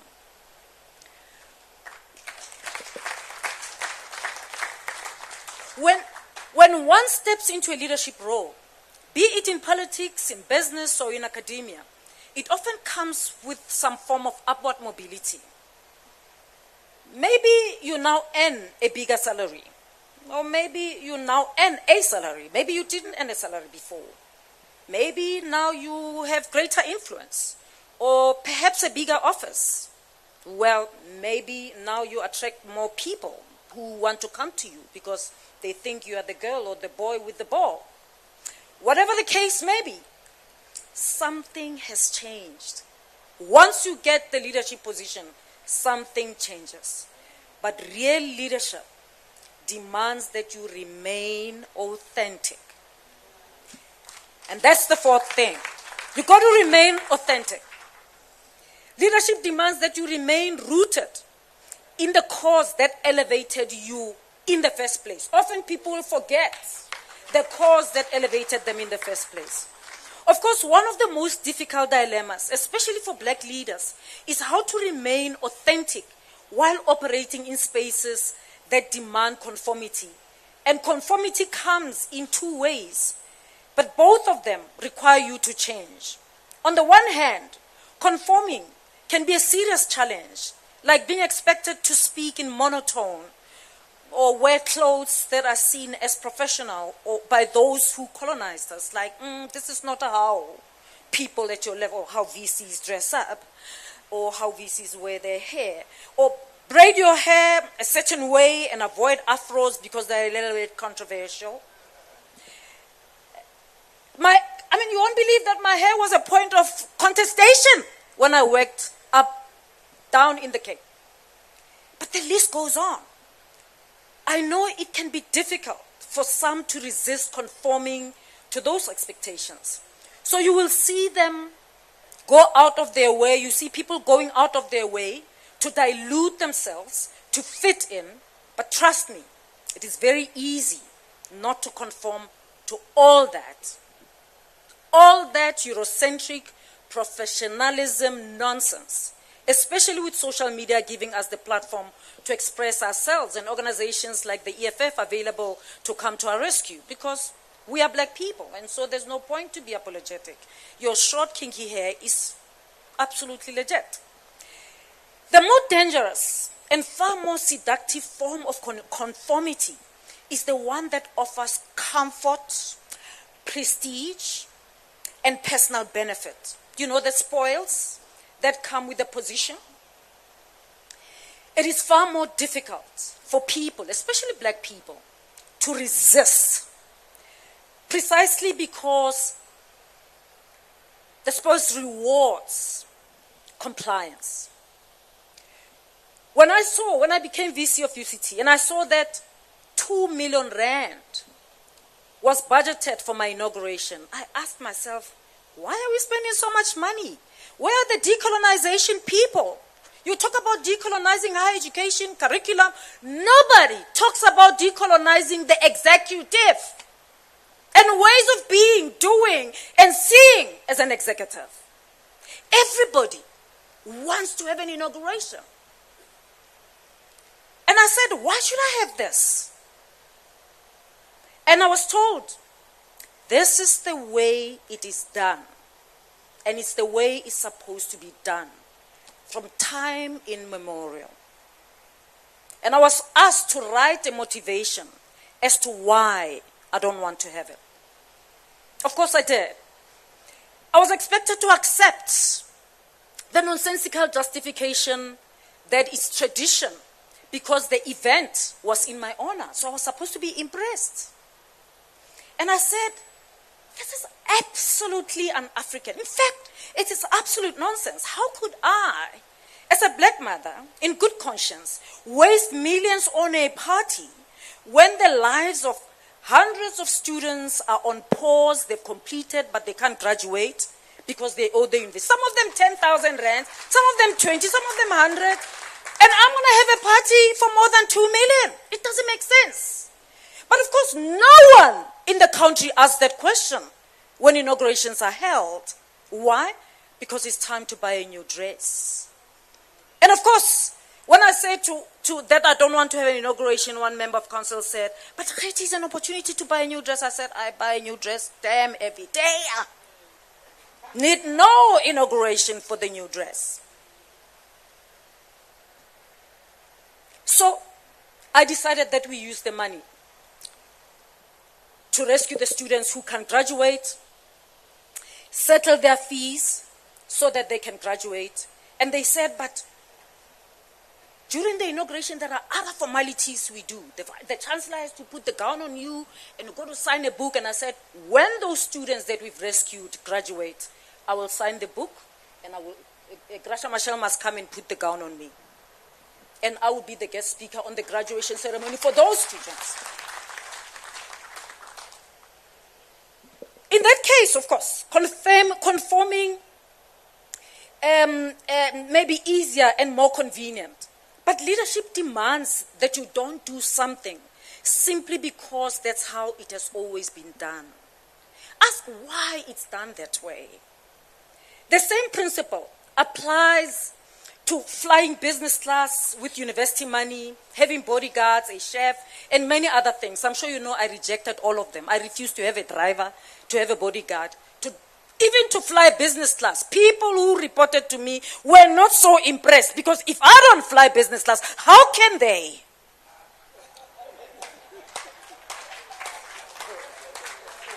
But I don't need business class to feel important or to show that I'm important. I'm important, and I know I'm fabulous. Business class is not going to add anything. But what I'm saying is, remain authentic. You know who you are. The world, the African family that I'm coming from, says you don't spend money of the university that way when the university is struggling with finances and students are sick. Imagine going to the US, 169,000 rands on business class to New York.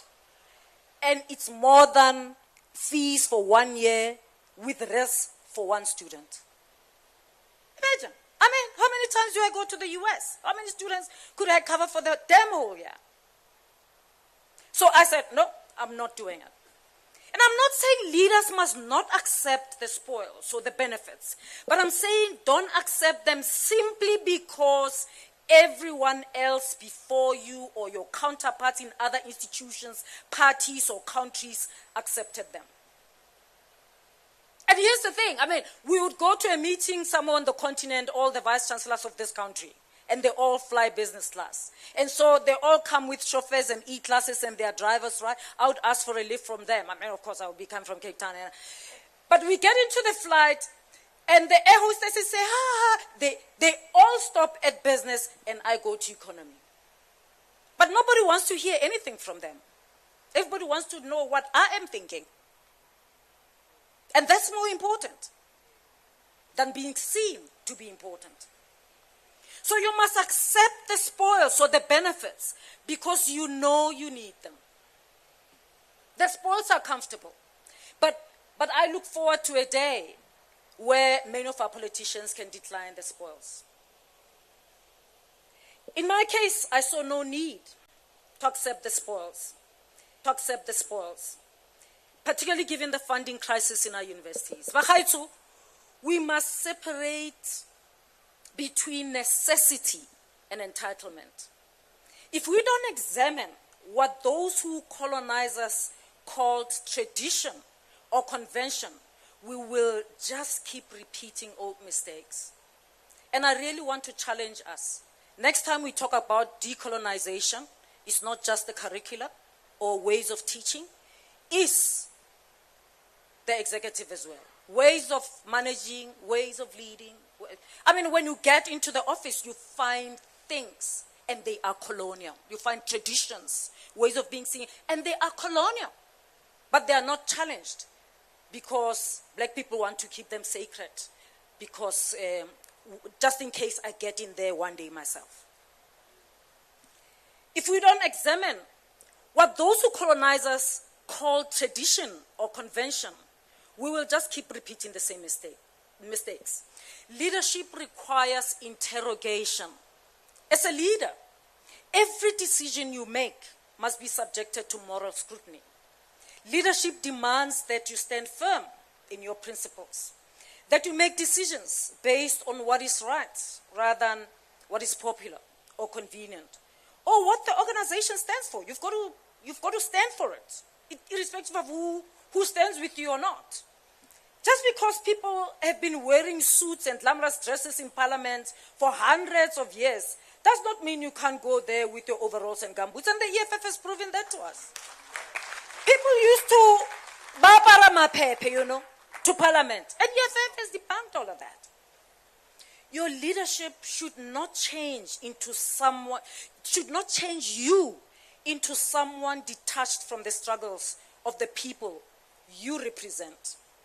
Instead, it should deepen your commitment to them. If your decisions, individually or collectively, do not prioritize the needs of the most marginalized, then you would not be serving your purpose. You would not be leading, you would be assimilating into the same system, the same systems that have historically excluded us. Now, coming to my fifth point, as leaders, you must have a cause, something you believe in, something you believe in so much that you would rather walk into fire than betray it. If you do not stand for something, you will fall for anything. You must commit to your cause and stand your ground in protecting it, regardless of any form of pressure.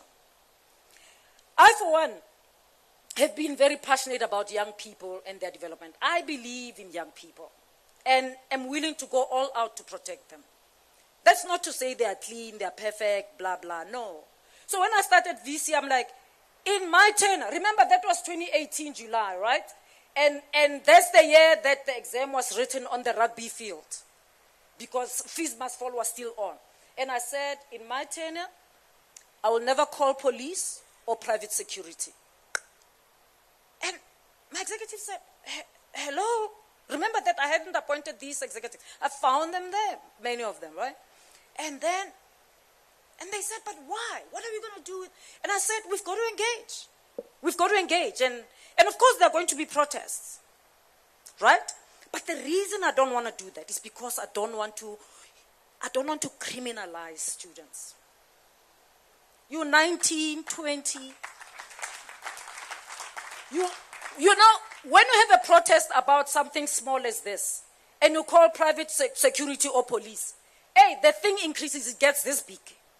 Because either somebody's going to get arrested or students are going to fight with private security, there's going to be injuries, and now some people must be prosecuted. Some people are going to end with criminal cases on their records. And then they can't be lawyers, they can't get this or that. They did that when they were 21. When we could have solved the problem differently. And indeed, in all the 4.5 years I was there, I didn't call private security or police. But of course, 5 days after I left, the students were bloody shambaked by police. Good for them. They didn't even say goodbye when I left.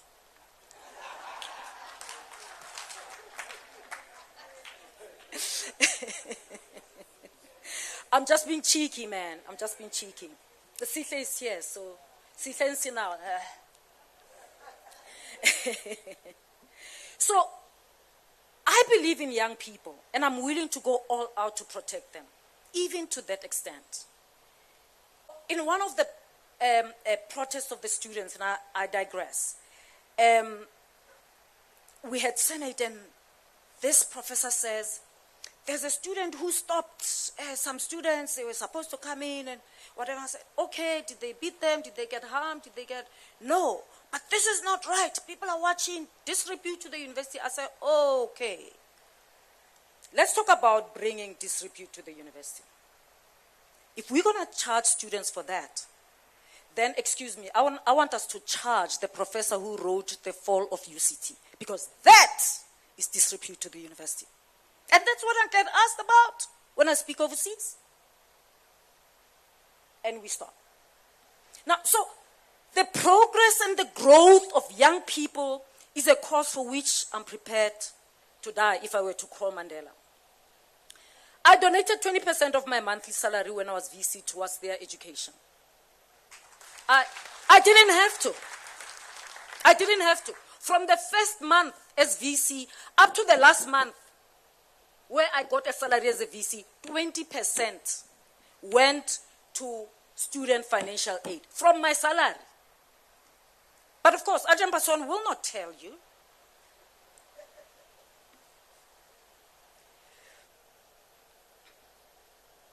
And I did that not because I had excess or money in excess, but because I genuinely believe in young people's development.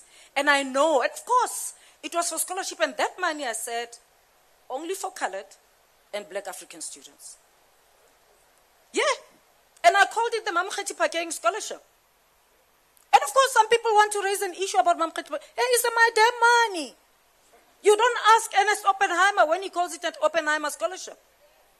I chose not to buy shoes, but to take it to there. And then, of course, I'm saying preference is this. And so you call me a narcissist for calling a scholarship that I contribute 20% of my salary to? Please, go ahead. Now, the money was deducted right up to the end. Even when they frustrated me, I still continued to donate because my commitment to young people's development went beyond my emotions. And by the way, the money is still there. So the scholarship is still there. You know, waiting for the people who are problematic, who are preventing me from allocating the money. But anyway, we'll talk about one day why people do this separately. In 2021, I did an interview with David Mashabela, and after the interview, he showed me around his studios, and I saw McGee's recording studio, and I jumped onto the chair, and they took me a picture, and I sent to my children as a joke, and I decided some weeks or months later to put it on Twitter. And boom, there was pandemonium. I'm sure some of you will remember when I trended for McGee's picture on McGee's studio. It was all over social media, and of course I was still VC, and it was all over the university. People said McGee was misogynist, and said his platform disrespected women, and so on and so forth. They threw all forms of insult at me, and it got to the powers that be at the university, and because it was just a picture, I was now being ordered to explain myself, even though it was just a picture. I was required to distance myself from the platform, to publicly apologize for the harm my tweet has caused. I'm sure you remember, I used to do so many apologies. Like fellow South Africans, here I am again. You know? Because I'm just unconventional. I was just authentic, right? Fellow South Africans, I have sinned. I took a picture at McGee's studio. Actually, people thought I went to McGee. I hadn't gone yet. And of course I said, excuse me. I mean, if any of you has no fault, please, let's see who's got no fault. All of you make mistakes, and these are young people. McGee and Saul, like you, are human. And even worse, they are young. They are bound to make mistakes. And our collective responsibility as adults, I said to them, is to educate them when they make mistakes and not to cancel them. I mean, frankly speaking, we can talk another time. I don't believe in cancel culture.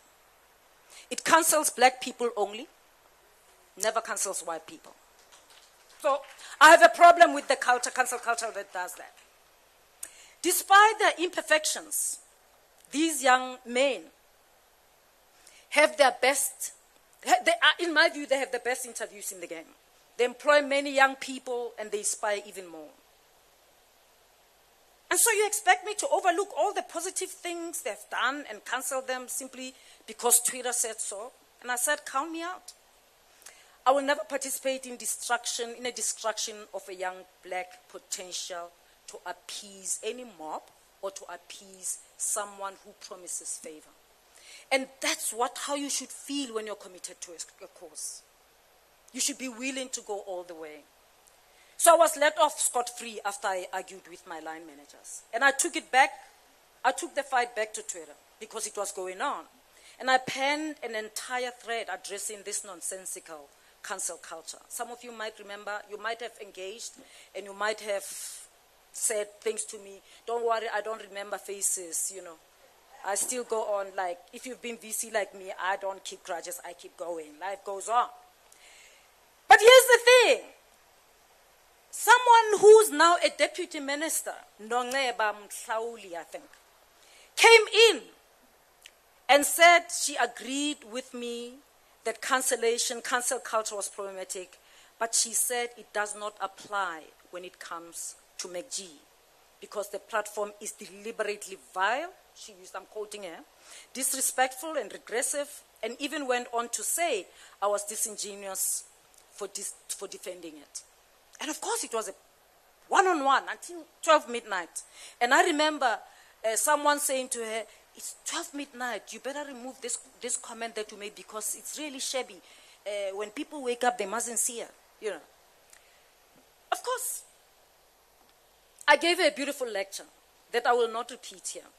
But fast forward 2 years later, McG's platform is flourishing and everyone is going there to be interviewed. Even ANC officials are going there. They are queuing up to go there. I'm sure Nonga herself is waiting to be interviewed because she's a politician. She will jump if she was invited to be interviewed. So, unlike my picture, I had taken a picture. They are going to be interviewed and they sit there for an hour. And Nongeba and the likes are suddenly mute. The idea that it doesn't apply to a McG anymore is gone. So if I took the easy route and canceled those young men when everyone around expected me to, what would have happened? I mean, I don't know. But what I'm saying is that don't just stop doing things because people outside what you stand for as the leadership thinks that's not right, that's not on, that's not how it should be done. You are here for a cause. You defend the cause, whatever it takes. The cause you defended. So I'm glad I was guided by my strong passion for young people and resisted following the wind. And fortunately, history proved me right. Of course, I have countless more examples in leadership, especially when it comes to my other important course, which I took to UCT as my vision, excellence, transformation, and sustainability. Of course, transformation was heavily contested when I got there. There were many who were so intimidated just by the word. And I think some are still. As if the inclusion of black people in leadership meant the compromise of standards. They held their racist beliefs that despicable, soulless, and cold-blooded racists like Janu Zwalus continue to proudly hold today, that excellence and transformation are mutually exclusive. Of course, I seriously opposed that notion and insisted that excellence without transformation would never be sustainable. I will maintain that if you only drive excellence for its own sake and there's no transformation, the excellence will always be disrupted. But at the same time, if we drive transformation without excellence, then it will lack integrity. So I was committed to the transformation course. I remain so, but certainly not at the expense of excellence. At one point, when we were recruiting a new CFO, the selection team came back to me and said they could not find a qualified black candidate or black candidates for the position, so they advised me that the acting CFO, who is a white man and was not even a CA at the time, or well, still not a CA, should be appointed as the CFO because he's been there for a long time, he's always acted. And I said, there's absolutely no way. I was committed that finance, HR, research must be led by black people, capable black people. And of course, I did win that after 4.5 years, that they were led by good people. So I said, there's no way, and I will personally find one for you. So I picked up the phone, and within no time, I had found an excellent black and highly qualified candidate. They interviewed him with their preferred white candidate, and the black candidate was unmatched in every which way. There are many more appointments. There are many more appointment processes that unfolded in the same manner. And it's looking at key appointments, HR, finance, and research. But what I want you to take from this, and by the way, the CFO is still there. You can check him out. What I want you to take from this is that it is important to have a cause that guides your leadership, be it transformation, be it a united Africa, be it nationalization of mines, be expropriation of land without compensation, whatever it is, make sure that once you believe in that cause, you are willing to die defending it, no matter how much fire is thrown at you. A leader does not retreat. A leader does not retreat. Leadership is a sacrifice, Bagaitsu. Stand your ground, and history will prove you right.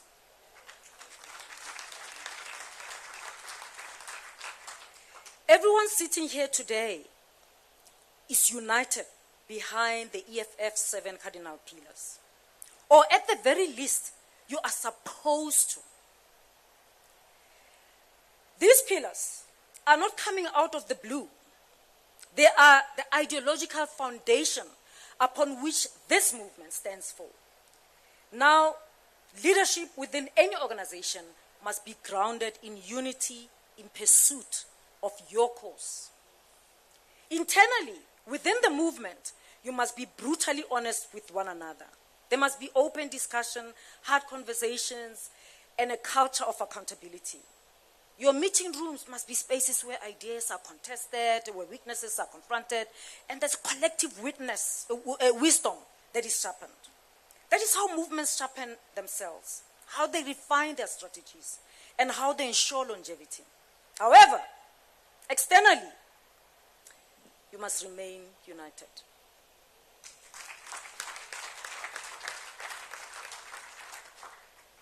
And frankly speaking, I mean, you are the CCT. There are people below you. You got to teach them the same thing. Outside, we've got to be united. You know, Lorato said content is king and context is God. Context is important. So you must recognize the context of your leadership. It's a political context. It's a political contest. You want to win elections. You want to win members. The people below you need to know that. It doesn't matter how angry, how unsatisfied, how whatever. Discipline. Discipline. No matter what, outside, we are united. Organizations are not crumbled often by poor policies, but they are crumbled by fractured leadership, by internal battles being waged in the public eye. This is where leadership discipline is tested. If you believe in the cause of the EFF, if you understand the gravity of the responsibility that comes with leading a movement of this magnitude, then you must know that a leader who does not protect the movement is a liability to the movement. Simple. It's simple. It does not mean that leadership is above critique. Actually, far from it. Leadership must be criticized for the movement to grow, but critique must be constructive, strategic, and contained within the house of leadership. When disagreements or disrespect spills into the public discourse, they do not serve the cause. They do not serve the movement. They serve the enemy. And often people do them to serve themselves, because it feels good on Twitter when you do that. But it doesn't serve the cause, and it serves the enemy. Let me tell you, that's what the Blue Party wants. Now, I know what I'm about to say may be controversial, but I will say it anyway, because this is the truth. The leadership demands the courage to speak the truth. And you know, this party has shown that courage to speak the truth, even when it is uncomfortable. The credibility of any organization is dependent on the strength of its leader. If your leader is weak, the organization is going to be weak. So you need your leader to be strong, because the organization becomes strong. They are the organization. Doesn't matter what you say. Doesn't matter what you... Of course you must contribute. That's why you are in this leadership team. You know? That's why you're in this leadership team. The idea that, no, that sentence came with me, or Dineo said, no. So childish. You are in the leadership team to contribute. There is no organization. There is no organization where the leader writes all the documents, prepares all the submissions, writes all the meetings. It doesn't exist. It doesn't exist. Not just the leader, but not one person does all of that. Ideas are co-constructed. When we come to a workshop, we are deciding about the future of the organization. We discuss whatever, and we talk, and then you come with a word.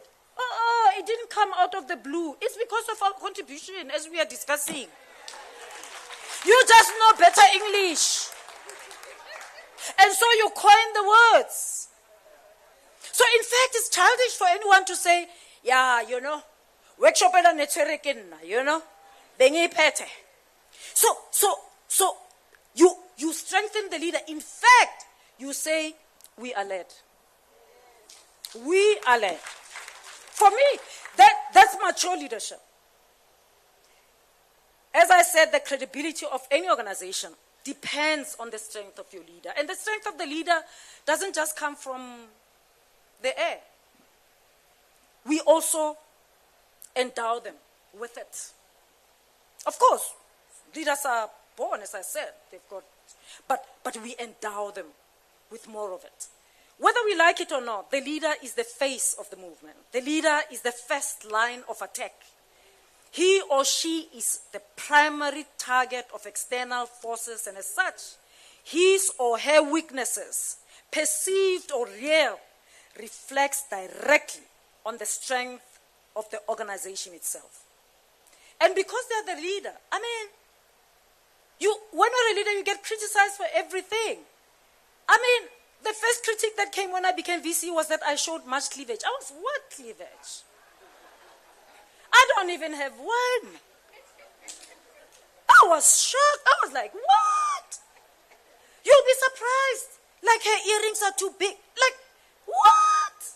But the leader will be criticized for what they wear, what they say, where they go, who they hang out with, blah, blah, blah. Things that have got nothing to do with what you stand for as the organization. Because they are the primary target of external forces. And so, it's their weaknesses that will be targeted. Or their weaknesses, perceived or real, will reflect directly on the strength of the organization itself. Again, it does not mean you must worship the leader. No, a leader must be held accountable to the collective, must be questioned respectfully, must be challenged when necessary. But this accountability must be internal, disciplined, and never weaponized against the movement itself. Let me present a simple analogy to cement this idea. Let's say economic freedom is your main cause. Of course it is, right? Okay. I'm going to say, let's say. So, we will say it is your ultimate destination, economic freedom. So think of the organization as the car that is transporting you to that destination, and the leader as the driver of the vehicle taking you to that destination. And you all are in the car, you trust the leader to take you there. Now, you can never be loyal to the cause if you're not loyal to the organization. You can never say you really want to go to the destination. I want to get into the car. I trust the car, but I don't trust the leader. But the leader, the car is nothing without the leader. The leader is the driver. So if you keep hopping on and off the car and so on, going to other destinations, I mean, the vehicle matters. You cannot say you are committed to reaching the destination where the vehicle is going while undermining the very car that is taking you there, or the very driver that is taking you there. You really want to reach your destination. You cannot ignore the condition of the driver, nor can you sabotage the driver's ability to navigate. If the driver is attacked, you must protect them, because otherwise they won't be able to drive. If the driver loses direction, you must guide him back. Otherwise you get lost. You can never say you really want to get to the destination by staying in the same car, but do not care if the driver sleeps on the road or drinks alcohol whilst driving. I know that that's a bit simplistic. I mean, but that's in the nature of analogies and metaphors. But I'm hoping that it's clear enough to cement the main idea that actually, at the bottom of this, I'm saying be loyal to the cause. Be loyal to the cause, be loyal to the organization and its leadership.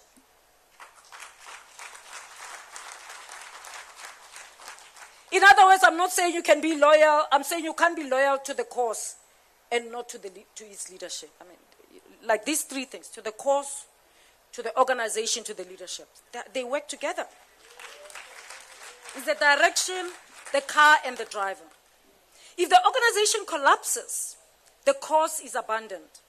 If the leader is neutralized, the movement becomes vulnerable to division, infiltration, and eventual demise.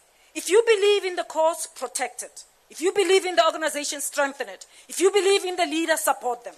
And if you do not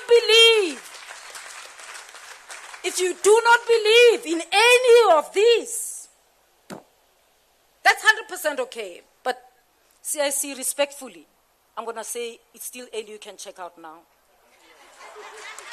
I'm sorry that I'm advising people to check out, but I mean, it just makes sense.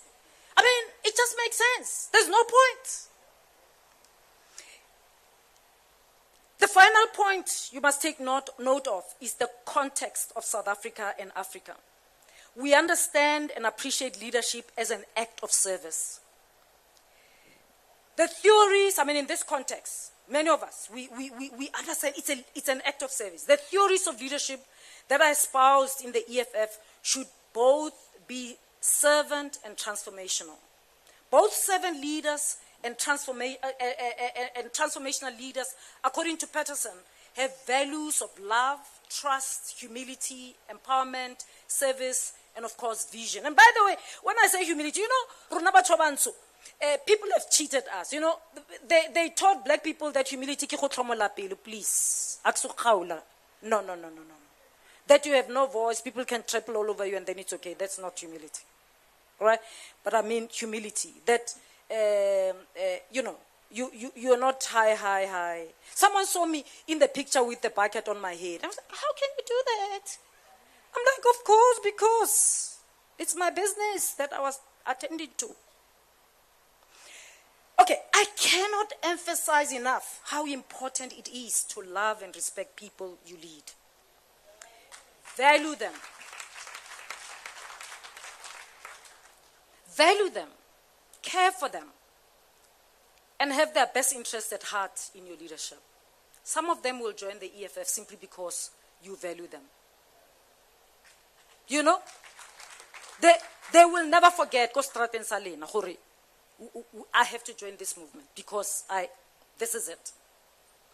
Leadership without empathy is hollow and performative. And history has no place for leaders who are performative. A leader who cannot read the room, who's disconnected from the realities of those they claim to represent, is not a leader but an imposter. Leaders of the EFF, as transformational leaders, must rally the members of the organization and society at large around the mission, vision, values, and objectives of the EFF. You must be clear on what you stand for. You must be equally clear on where you're going. Leadership without a well-defined vision is leadership that is doomed to fail before it even begins. For the leadership, the purpose and vision must be clear. It is not enough to have ideas, to recite slogans, or to make rhetorical commitments. It's important that you believe in something, and then you recruit others who are willing to believe in what you believe to join you.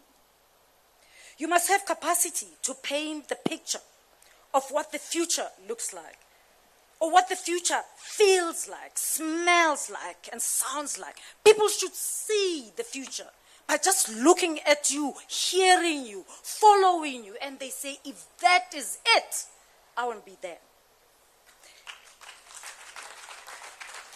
That picture must be so clear that everyone from the intellectuals in the university lecture halls to the elderly woman selling fruit at the taxi rank can see themselves in it. The message must be clear, it must be powerful and accessible. It must resonate in taverns, be understood in churches, inspire students in higher education institutions, and give confidence to professionals in workplaces.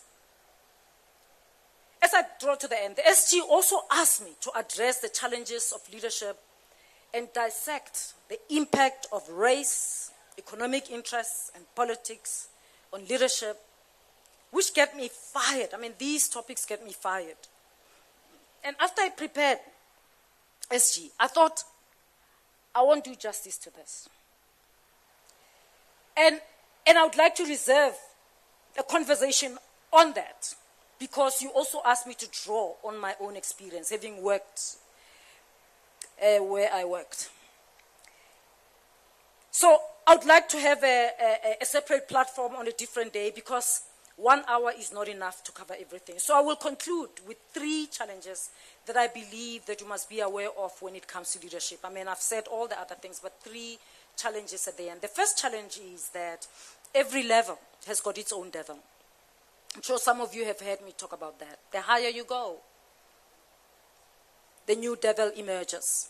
You know, when you grow up black in this country, especially those of us who grew up in apartheid and went through homeland and all of that, you learn to fight. And you know, as you go up the management positions, I thought I've got all the weapons, I know how to fight. But I learned that as you go up, the devil changes. The nature of the devil changes. The higher you rise, the more powerful and tireless your enemies become. And the mistake many make is assuming that leadership gets easier as you go up. That once you reach a certain level, you'll be immune from criticism, that your victories will silence your detractors. I mean, I made sure, I had every credential in the book. Until I retired. I mean, I was a rated scientist. I was a B1 rated scientist until last year, June. And you don't need to when you're a manager. And your rating expires every 5 years. If you don't do research, if you apply, you don't get it. And I continued doing research, I continued publishing, and I applied, and it went for international review, and I got it. And my rating kept going up. But you know what I was trying to do? I was trying to show my racist colleagues that I can do this. Actually, My mother was a domestic worker, but I can get a rating that's better than yours. But here's the thing. Racists don't care. A racist will remain a racist. Whether you give 20% of your salary to student scholarship, whether you nail all the academic credentials that they, as academics, can't even fathom, whether you work from 4:30 to 8 at night like I did, racists don't care. They will remain racist. So the higher you go, the devil becomes more sophisticated. They become more complicated.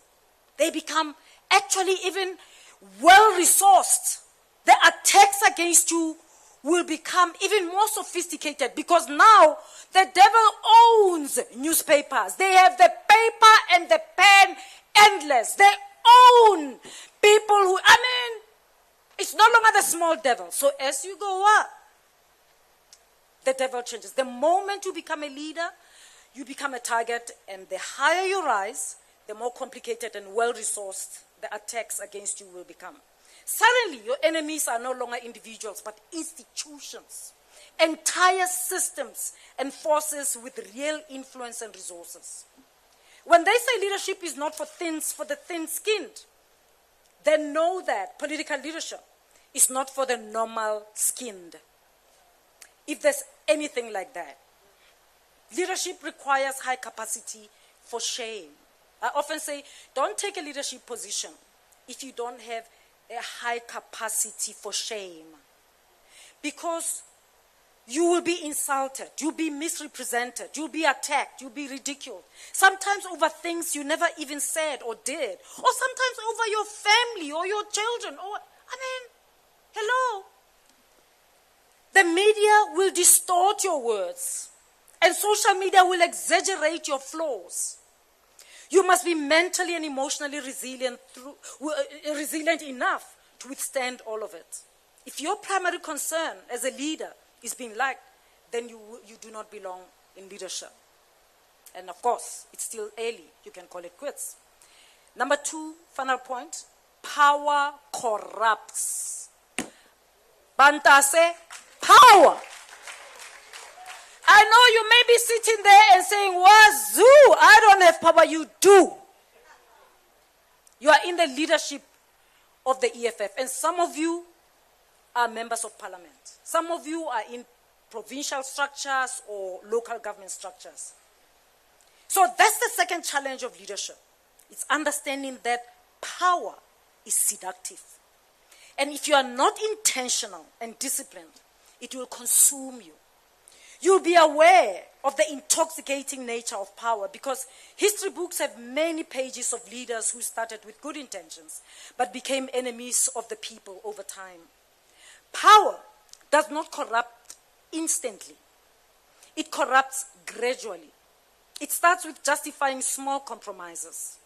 You start by rationalizing the tiniest betrayals of principle and normalizing the very things you once opposed. Today you compromise on one small thing and tomorrow you do not even recognize yourself anymore. That is how systems of power have neutralized radical leaders and will continue to do so right here in our country. And perhaps to touch a bit on the influence of economic interests of leadership, know that if racists want to destroy a black leader, they will not use other racists. They will use your own. Because people can be co-opted. Money is good, but it's dangerous. And people have more power when they've got money. And power is even more dangerous. A leader with power but without integrity is a danger to the people. A leader with power but without integrity will sell out the movement for personal survival. And a leader with power but without integrity will betray their comrades, their ideals, and their own conscience if the price is right. And This is why you should guard your integrity with everything you have. Do not let titles, resources, or influence change who you are. Do not let the temptation of power make you forget why you started leading in the first place, why you raised your hand and said, I'm willing to be nominated. Leadership is not about what you can get from it. It's about what you can give to it. This is why every leader must have people around them who are not afraid to tell them the truth. If everyone in your inner circle agrees with everything you say, then you have already lost your way. You must welcome critique. You must demand accountability. You must never become the kind of leader who only listens to voices that flatter you. Number 3, and that's the last. In leadership, there is no right or wrong answer, often. And this is the third challenge of leadership. It's understanding that there is no such thing as right or wrong decision, often in leadership, especially as you go higher. Things get complex. If there is one certainty in leadership, is that every decision will be contested by someone, especially in political leadership. There's always room for contestation. Some will applaud you, others will condemn you, and many will be neutral until they see which way the wind is blowing. But you must know and appreciate that decisions are contextual, and that is not possible to please everyone, ever. Leadership is not about perfection, and the leader is not always perfect. It is about conviction. You must make a decision, justify it, and stand by it. What's problematic is indecisiveness. That's what's problematic. And that's, in my view, one of the greatest weaknesses in leadership is indecisiveness. People who hold a big leadership position, but they are scared to make decisions. Some of the worst leaders in history were not those who made mistakes. It was those who feared making decisions at all. As a leader, you must have the courage to choose. And once you have chosen, you must be bold enough to defend that choice. Now you have made the choice, not only to be in the EFF, but to be in the CCT, to be led by the CIC. Now, you're going to defend the cause, you're going to defend the movement, and you're going to defend the leadership. Congratulations and all the best for the work.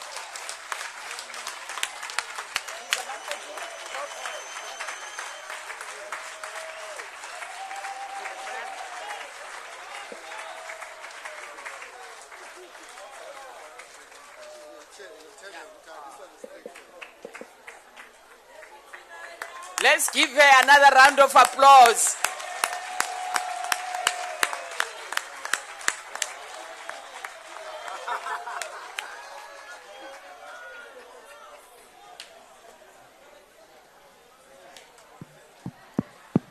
Commissars and fighters, I don't think this one needs any questions. Yeah. Thank you very much. Maskabele Palin. Ngoku ndiza kubiza one of our own, Lubabalo, Advocate Lubabalo, who was admitted as an attorney, recently admitted as an attorney, Master of Law in Comparative Constitutional Law, has a Bachelor of Laws, a Master of Philosophy in Development Studies, a Master of Philosophy in Land and Agrarian Studies, a lifelong land activist, and, of course, EFF Senior Researcher in Parliament. Thank you.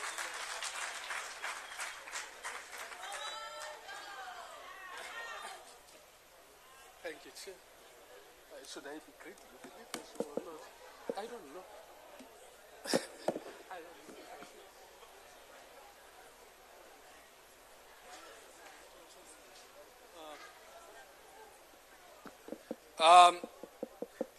Thank you, National Chair, and greetings to the President and officials. commissars and fighters. I'm not connecting. I don't need it. There is one thing that the national chair perhaps forgot to mention that the deputy president reminded me of it 2 weeks ago when he called me. He called me and said, "Chief, you must not forget that you are an EFF lawyer. We paid for everything. We paid for your studies. We paid for your law school. And we released you to go do articles and ensure that your family doesn't starve." So I am an EFF lawyer through and through.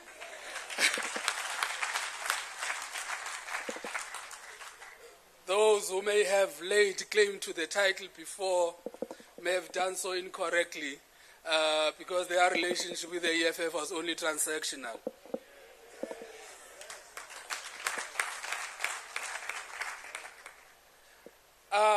When the Secretary General called me late afternoon yesterday to tell me of the assignment that I would be responsible to carry out today, I was on the road coming here with my colleagues Dr. Kumani Chimomola, Dr. Wandile Kasibe, and soon to be Dr. Lindiswa Pezisa. And the subject of our discussion then was the importance of history, not only in imagining our being, but also in reimagining our reality as a people. I reminded Kumani of a conversation we had a few years ago when I invited him and a couple of my friends to carefully study one of the most seminal books written in the country called The Super Afrikaners, which details the establishment of the Afrikaner Broederbond and how that organization managed to have its imprint in every aspect of life in South Africa up till this day. I am saying this because one of the areas that the Secretary General asked me to focus on in this talk is the history of land dispossession. And I say this specifically because my view of history is that when you properly contextualize history, when you fully understand history, you do not need to think much about where we are as a society today and where we ought to be, because history itself guides our thinking. So, having said that then, I must go on this unenviable position that the leadership of the EFF has placed me in. The first one is to speak after three inspirational speakers here, and the second one is that I must speak to a crowd of hungry people who are too eager to go and have lunch. So I beg you, I invite you to just lend me your ear. I'm not going to take too much of your time. President, the resolution of the land question in South Africa is a controversial topic which ought not to be controversial. It's controversial because we've allowed ourselves to ideologically prevaricate, not to be sure about who we are and what we want, and not to be sure about the actions that need to be taken to resolve this question. At its very core, it is not a difficult question at all, because decolonization by its very essence is about restoring not just the dignity, but restoring to the dispossessed that which was dispossessed from them.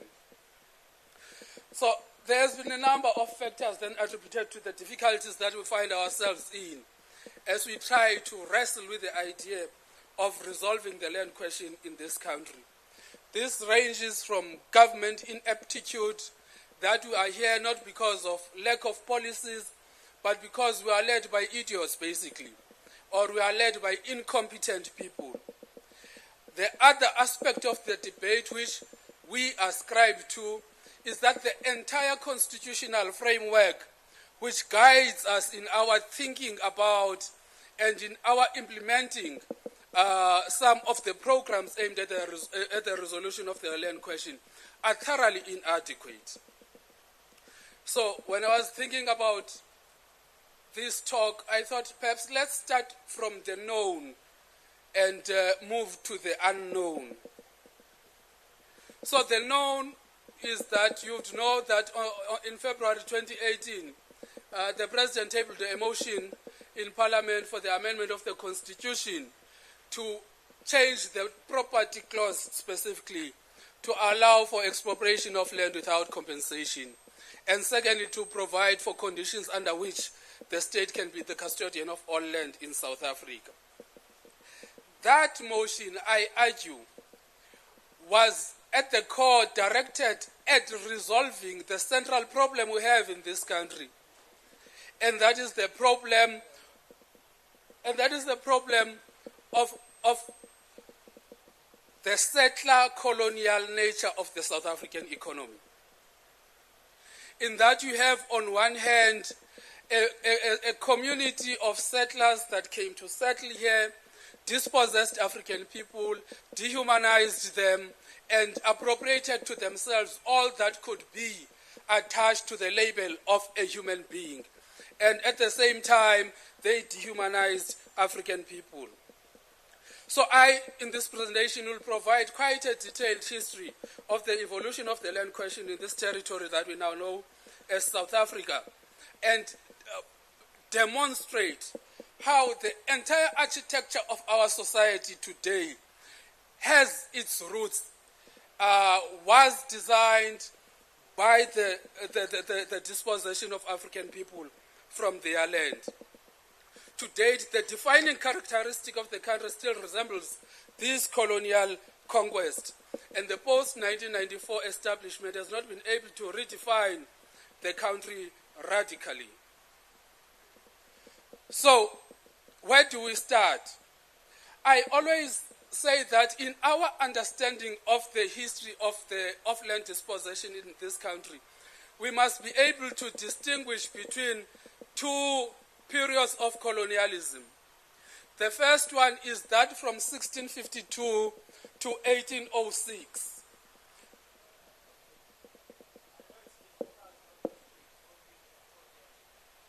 Oh, I'm disturbing you. Okay. Sure. Thank you. I'm saying the first period of colonial conquest that we need to really study carefully is that period of Dutch colonial expansion between the year 1652 and the year 1806. And the second period would be that of British colonial control from 1806 up until 1948. And then we have the apartheid period then from 1948 up until 1994. All these periods had their defining characteristics. We know for a fact, and I don't need to go in detail about the history of the arrival of the Dutch East Indian Company in the area we now know as the Cape, with the intention of establishing a refreshment station. So the Dutch never came to the Cape with the intention of colonizing the area. They wanted to establish a refreshment station so that those who were going to India would be able to get fresh foods and all of the supplements that they would need. But they had a group with them of vagabonds, of criminals, of outcasts in society who were not accepted anywhere in the Netherlands, who came here, but who soon became unruly when they came to the territory we now know as the Cape, and quickly spread out. I am not going to go into that history now because of time constraints. But as soon as they arrived, by the year 1657, the Dutch realized that there would need to be some form of control in how the beggars or the farmers or those they came with had access to the land. And they developed a system of land grants. That is, because it was the company, the Dutch East India Company, this territory was never colonized by Netherlands. It was a property of a company called the Dutch East India Company. So they developed rules around which their people would access land here, with the aim of minimizing conflict between them and the Khoi. But soon, and that system they called the land grants. So if you want to have land, you would have this written on paper, and it would be a grant given by the company to you. But soon after their arrival here, the first war of dispossession broke out between the Dutch and the Khoi in the Cape in 1659. And this was quoted as well in the discussion document. I like this question because I think it remains central today in our discussion on the land question. So after the war, Jan van Riebeeck and the leader of the Khoi, Auchmayo, have this conversation. And Auchmayo asks, if the country is too small, who has the greater right, the true owner or the invader? To which Jan van Riebeeck responded, we have won this country in a just manner through a defensive war, and it is our intention to keep it. Perhaps from that moment, former National Chair, this settler attitude defined almost every engagement between the settler and the native in this territory. It also redefined the relationship between African people and the land. So as soon as the Dutch settlement in the Cape took shape, the VOC introduced this communal feudal approach that I spoke about to land, in terms of which the subjects of the company were granted these land grants to the land. So what they introduced basically was the tenure arrangements and relationships to the land. That was a culmination of the advancement of commercial interest of the company, the VOC. It was the company that defined the legal parameters within which their employees would operate and the relationships that they would have with the native.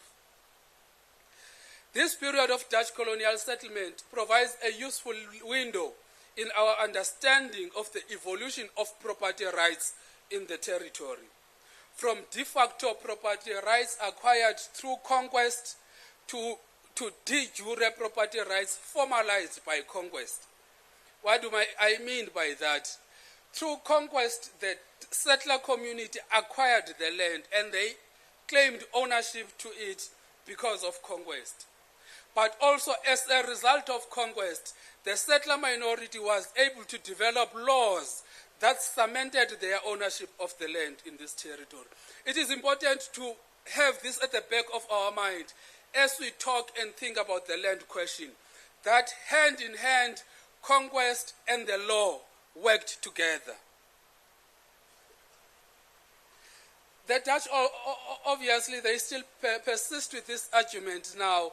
They justify their claim over the land over a concept that is called in law terra nullius, which means empty land. They claim that when they arrived here, there were no people. So they occupied empty land. So they have a right to keep it by any means necessary. I emphasize on this point because I'm going to come on it later when we speak about the state custodianship of land as proposed by the EFF. Because this introduction of the codifying of rights to land changed the dynamic of the land here. Simply because of a piece of paper, you could then lay claim to a land. This was later evolved into title, but because of the land grants first and the loan farms secondly, and later on the free title to land, was the most important possession that the invaders needed in order to affirm and justify their rights to land in South Africa. This was completely foreign to how we viewed land in Africa generally. The right of possession to land was what mattered in terms of how African customary law in relation to land was understood. So there was no concept of private ownership of land in Africa. There was, however, a concept of a recognition of rights to land. And I think this is central in our understanding of the EFF policy on land. The distinction between ownership of land and inalienable rights to land. We will talk about that a little later. So for the first 50 years of Dutch settlement here, the VOC controlled almost every aspect of life, as I indicated. But by the 1700s, in the year 1700, they transitioned from giving land grants. All the land in the Cape was considered to be owned by the company. And then they started a process in which they would loan out these farms to their people. Native people were completely excluded from this legal ownership of land during that time. So the development of these systems of landholding persisted up until Britain took over the territory we now call South Africa in 1795. So Britain took over from the Dutch East India Company in 1795, but gave it over again back to them in 1803. They took permanent control of the territory of the Cape in 1806. That year is critically important in our understanding of our evolution as the country. One of the first governors of in fact, the first governor of the Cape after Britain took control in 1806 was the Earl of Caledon. We have a place called Caledon in the Western Cape. I don't know whether people from the Western Cape know where that name comes from. But he was the first governor of the Cape under British control. One of the first pieces of legislation that he introduced was what was called, Commissioner Zil, the Hottentot Code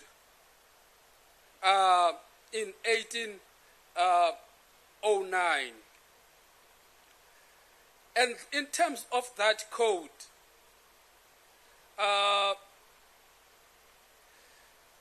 the British sought to restrict the movement of the Khoi around the Cape. They demanded that the Khoi should have fixed addresses.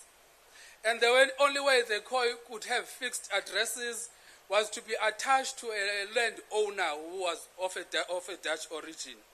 But it also did something quite more sinister. It condemned the children of the Khoi who were born in those farms and the children of the Khoi who were orphaned, which happened quite often, to a state of servanthood until they reached the age of 21. So if you were a child boy of a Khoi parent in a farm, you would by law be obliged to work for that farmer until you reach the age of 21, sometimes at no pay at all. But it also gave whites to go around looking for children who were orphaned and take them and make them slaves in their own farms, because there's no other way of defining this piece of legislation. This code was further strengthened by another proclamation made in 1812. That is the Apprenticeship and Servants Proclamation.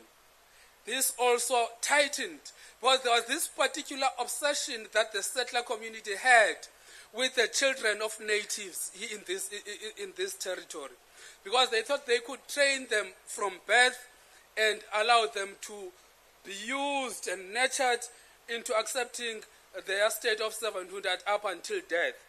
So they developed this Apprenticeship and Servants Proclamation in 2012, and that was also focused specifically on indenturing children of the Khoi without pay until they were 21.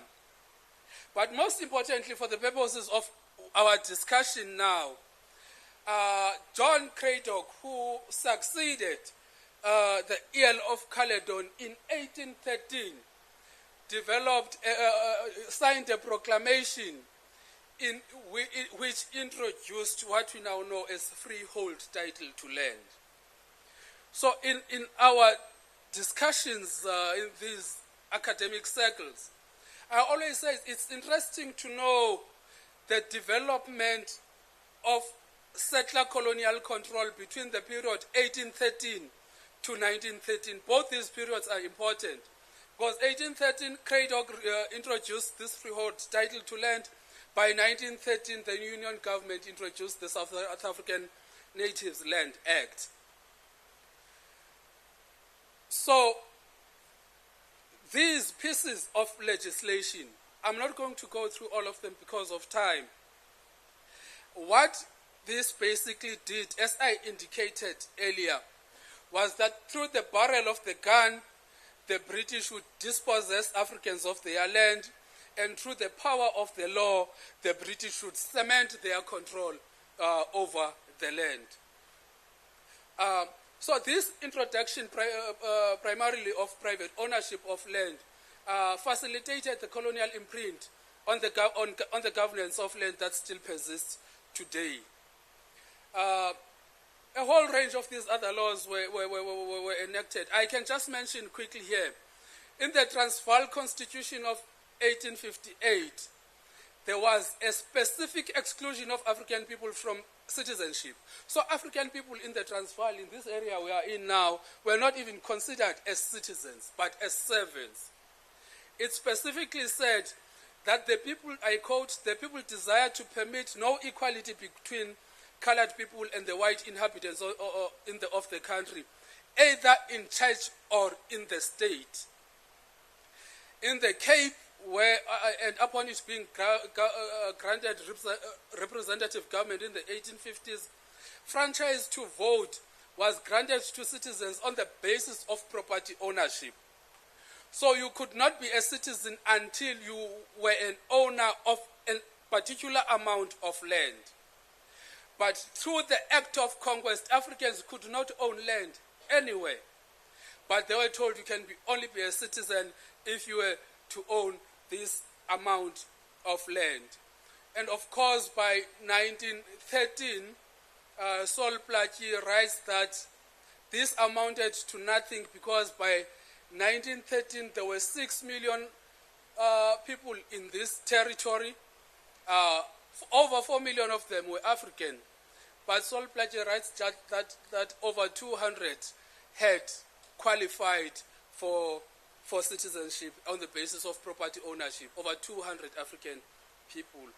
Of course, I don't have that book anymore because the chairperson of the Northern Cape expropriated it from me without compensation.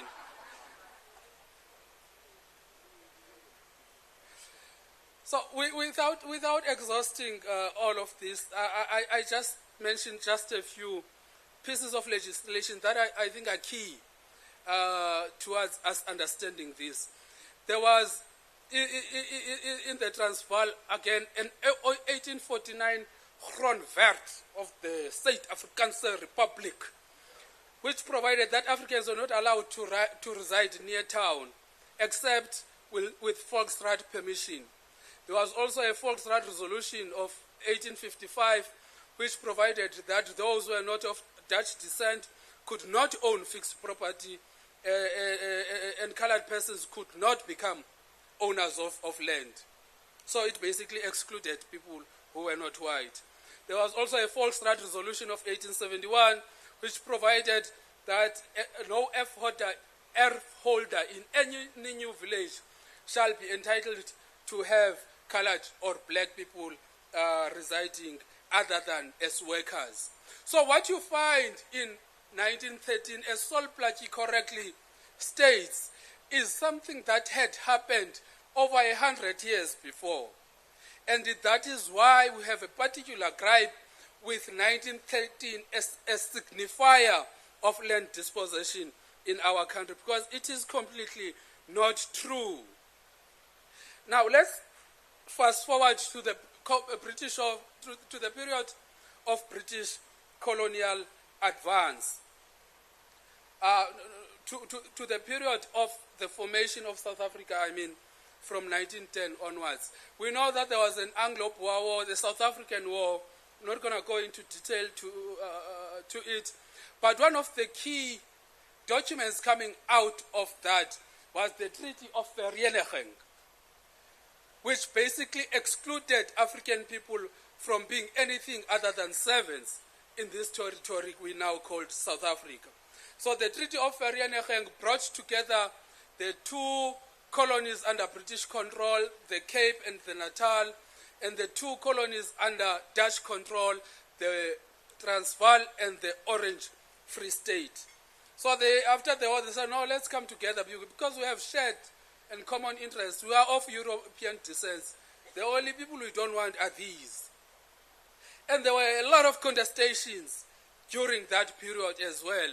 And one of the major contestations was that those who came from the Transvaal and from the Free State were patently opposed to the British provisions we had in the Cape of having qualified franchise for the native. That is, those who own land could then become citizens.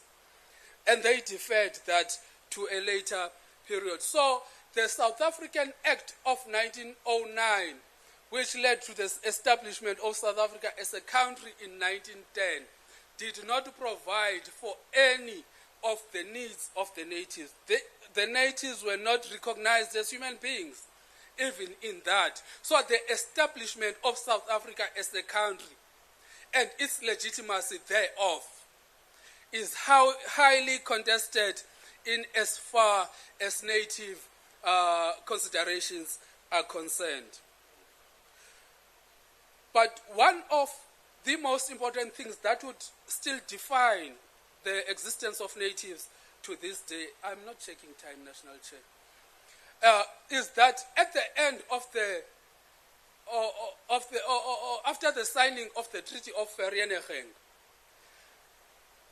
whites came together and established what is now known as the Native Commission of 1903.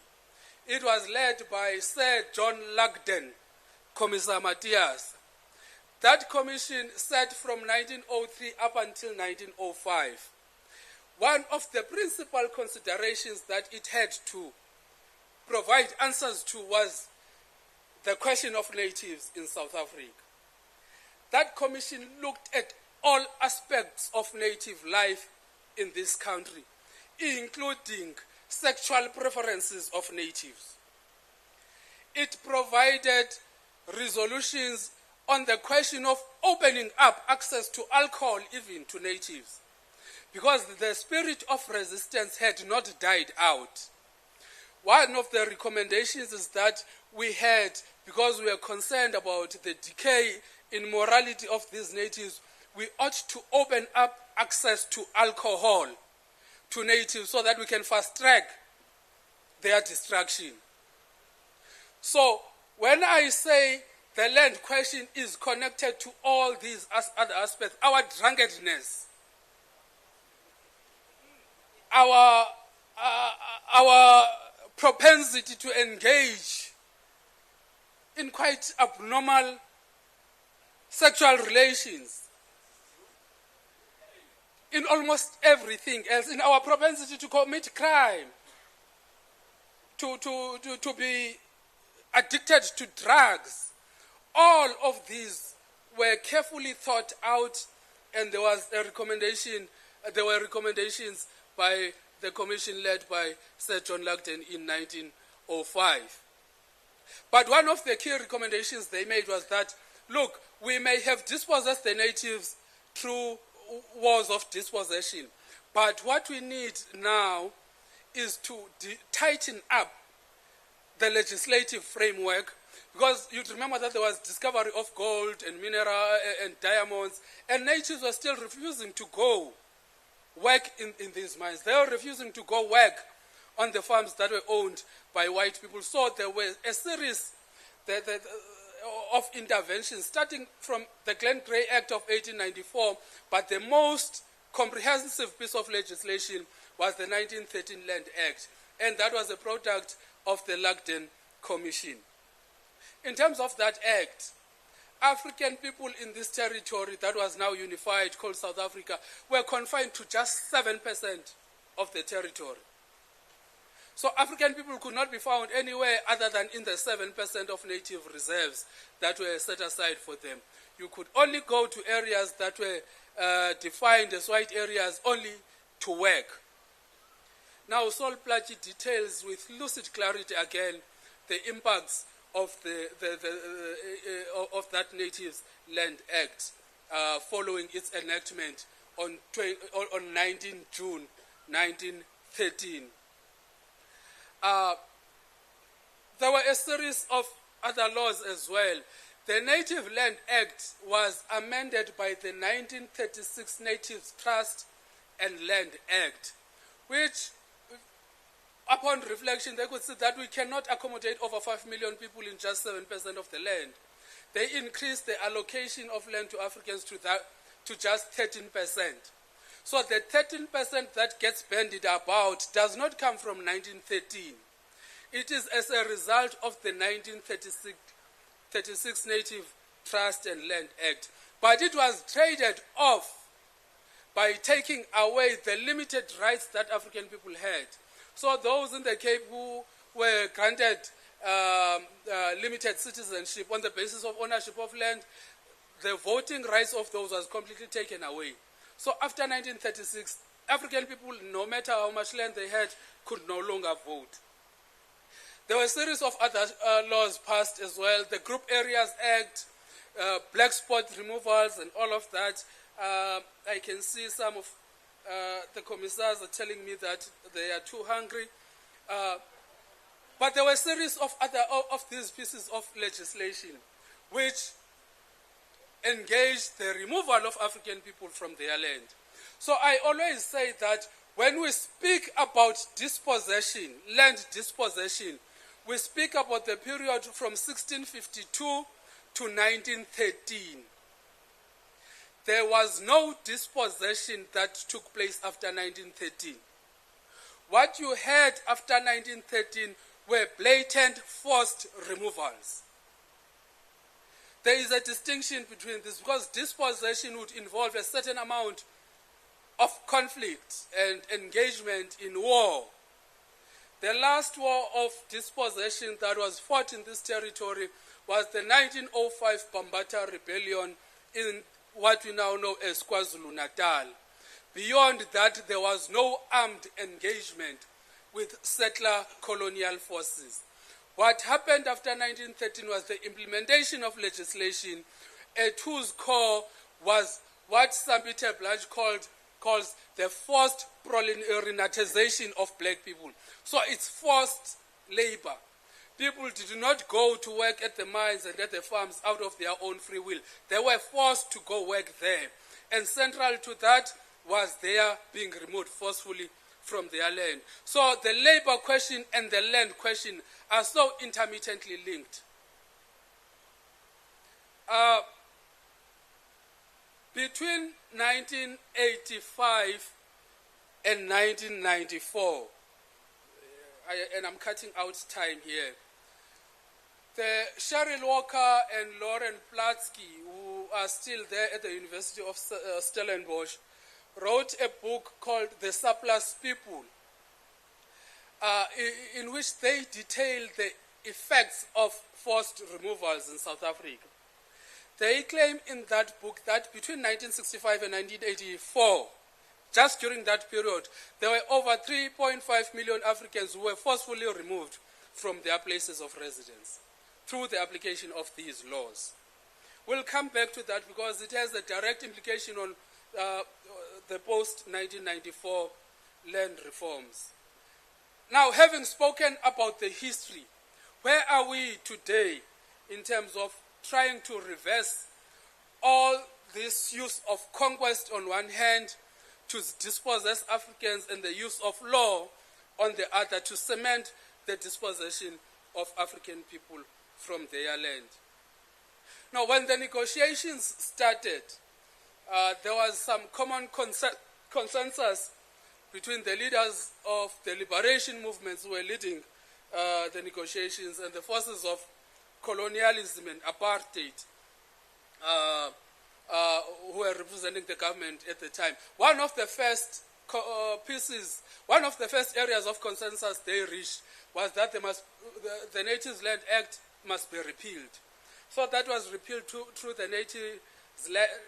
the repeal of Racially Based Land Measures Act of 1991.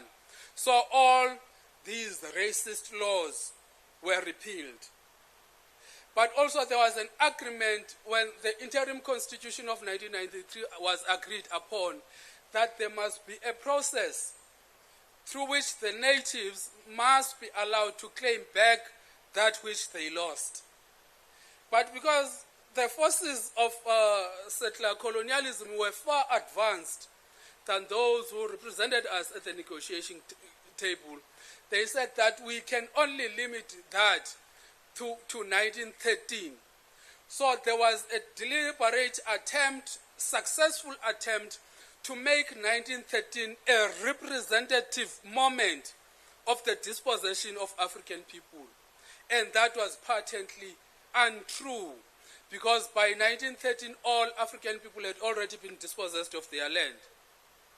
So the interim constitution of 1993 then provided that there should be a restitution of land rights. That is why one of the first pieces of legislation passed in 1994 was the Restitution of Land Rights Act, which allowed African people to lay claim, what we now call land claims. It emanates from there. But that changed as well. The nature of land reform changed after the adoption of the 1996 Constitution. Now it provided for three land reform programs: land restitution, which I just spoke about, land redistribution, and land tenure reform. Through all these pieces of legislation from 1994 to date, the state has not been able to transfer more than 10% of the land back to natives. One of the key impediments to that is that the state is required to pay compensation to owners of the land when they buy the land. So the land restitution program at the moment is completely stuck. There were claims that were submitted by 1998, and they say there were about 82,000 of them. They still haven't resolved all of those claims. Opportunistically, the administration in 2014 introduced an amendment to the Restitution Act which allowed for other land claims to be lodged, even before they could settle all those claims settled in 1998. So, in a nutshell, the land restitution program is used as a bait to lure natives into thinking that something is done, while at the same time they know fully well that nothing is being done. One of the propositions we made to the Third National People's Assembly, and I see that it was rejected, was that one of what we should be agitating for is to do away with land restitution as a component of land reform. Because conceptually it was poorly designed, it just can never work, and have a land redistribution focused land reform. Now, what can we do to change all of this going forward? The founding manifesto of the EFF, of course, is our guide here.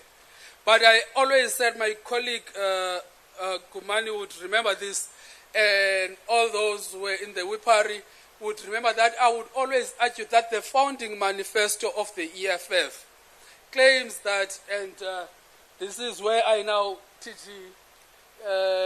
invoke Idi Amin, who would say, in Uganda there is freedom of speech, but we cannot guarantee freedom after speech.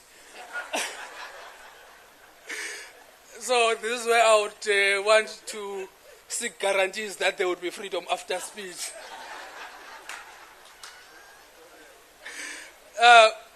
So I told the leadership of the EFF when we started the discussion on expropriation of land without compensation, that cardinal pillar of the EFF 1 says that there must be expropriation of land without compensation for equal redistribution and use. That's all it says about expropriation. When you look at the substance of that cardinal pillar, there is no reference whatsoever to expropriation. So a careful reading of our founding manifesto would tell you that what we actually want from that cardinal pillar is not expropriation of land without compensation, but rather custodianship, state custodianship of land. What it says, if you read bullet point number 1 of that aspect of the founding manifesto, it says that we want expropriation of land without compensation in the same way as it was done in the Minerals and Petroleum Resources Development Act, in a sense that all land should be transferred to the custodianship of the state. That's what it says. I think there are 3 other bullet points that follow, which expatiate on this idea of state custodianship of land. So my argument and my submission, because the SG said that I should provide recommendations on what should be done going forward, is that I can't obviously go out and say that this is not the EFF policy. But what we can do, Comrade Deputy President, on careful reading of the Constitution as is now, Section 25, subsection 1 of the Constitution reads that no one may be deprived of property except in terms of a law of general application, and no law may permit arbitrary deprivation of property. Now, the Minerals and Petroleum Resources Development Act and all the litigation that followed after provides us with quite clear directives of what is possible at the moment within the current reading of the Constitution. Because when that act was enacted, it was challenged in court because they were arguing that this amounted to expropriation of the mines without compensation, for instance. And the Judge Muhweng of the Constitution Bill now in Parliament, there would be no argument that it would amount to arbitrary deprivation of property, or there would be no argument that would amount to that this would be unconstitutional. Because Section 25(1) of the Constitution, Section 36 of the Constitution, which is a limitation clause, provides that rights to property can be limited, but these must be spelled out in a law of general application. So I would recommend that perhaps this be one of the avenues we focus. It would lead us to the very same destination we want to get to. That is why I argued with OTG and the former national chair when we had those bilaterals with the ANC, for instance, that at least they were in their initial proposition. You would remember that they had there that Parliament must enact legislation that would ensure state custodianship of the land. And we completely kicked that out of hand. And I couldn't understand. So that's what I think is possible at the moment within the current limitations of the Constitution, and of course, reading the current balances of power in Parliament. But also, there are pieces of other legislation that we need to introduce in Parliament. The National Chair is whispering behind me that you are done. No, so we will engage with the leadership of the EFF at that level. That is all, ST. Thank you very much. Huh? Yeah, thank you.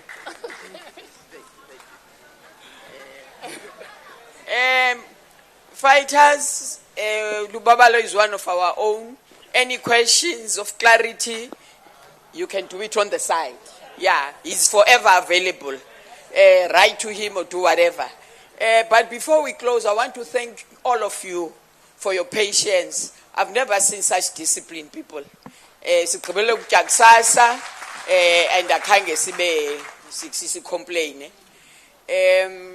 Tomorrow, PCT members, MMCs, and all of those people maybe invite you, maybe for a special invitation, are supposed to go back, but we're inviting them back to the venue tomorrow, 9 o'clock sharp, to join us. Ne?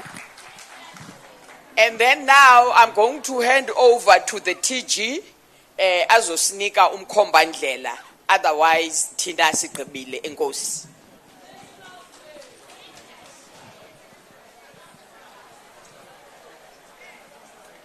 Amandla. Thank you very much, National Chair. Chair, from here, we are going to break for lunch, SG.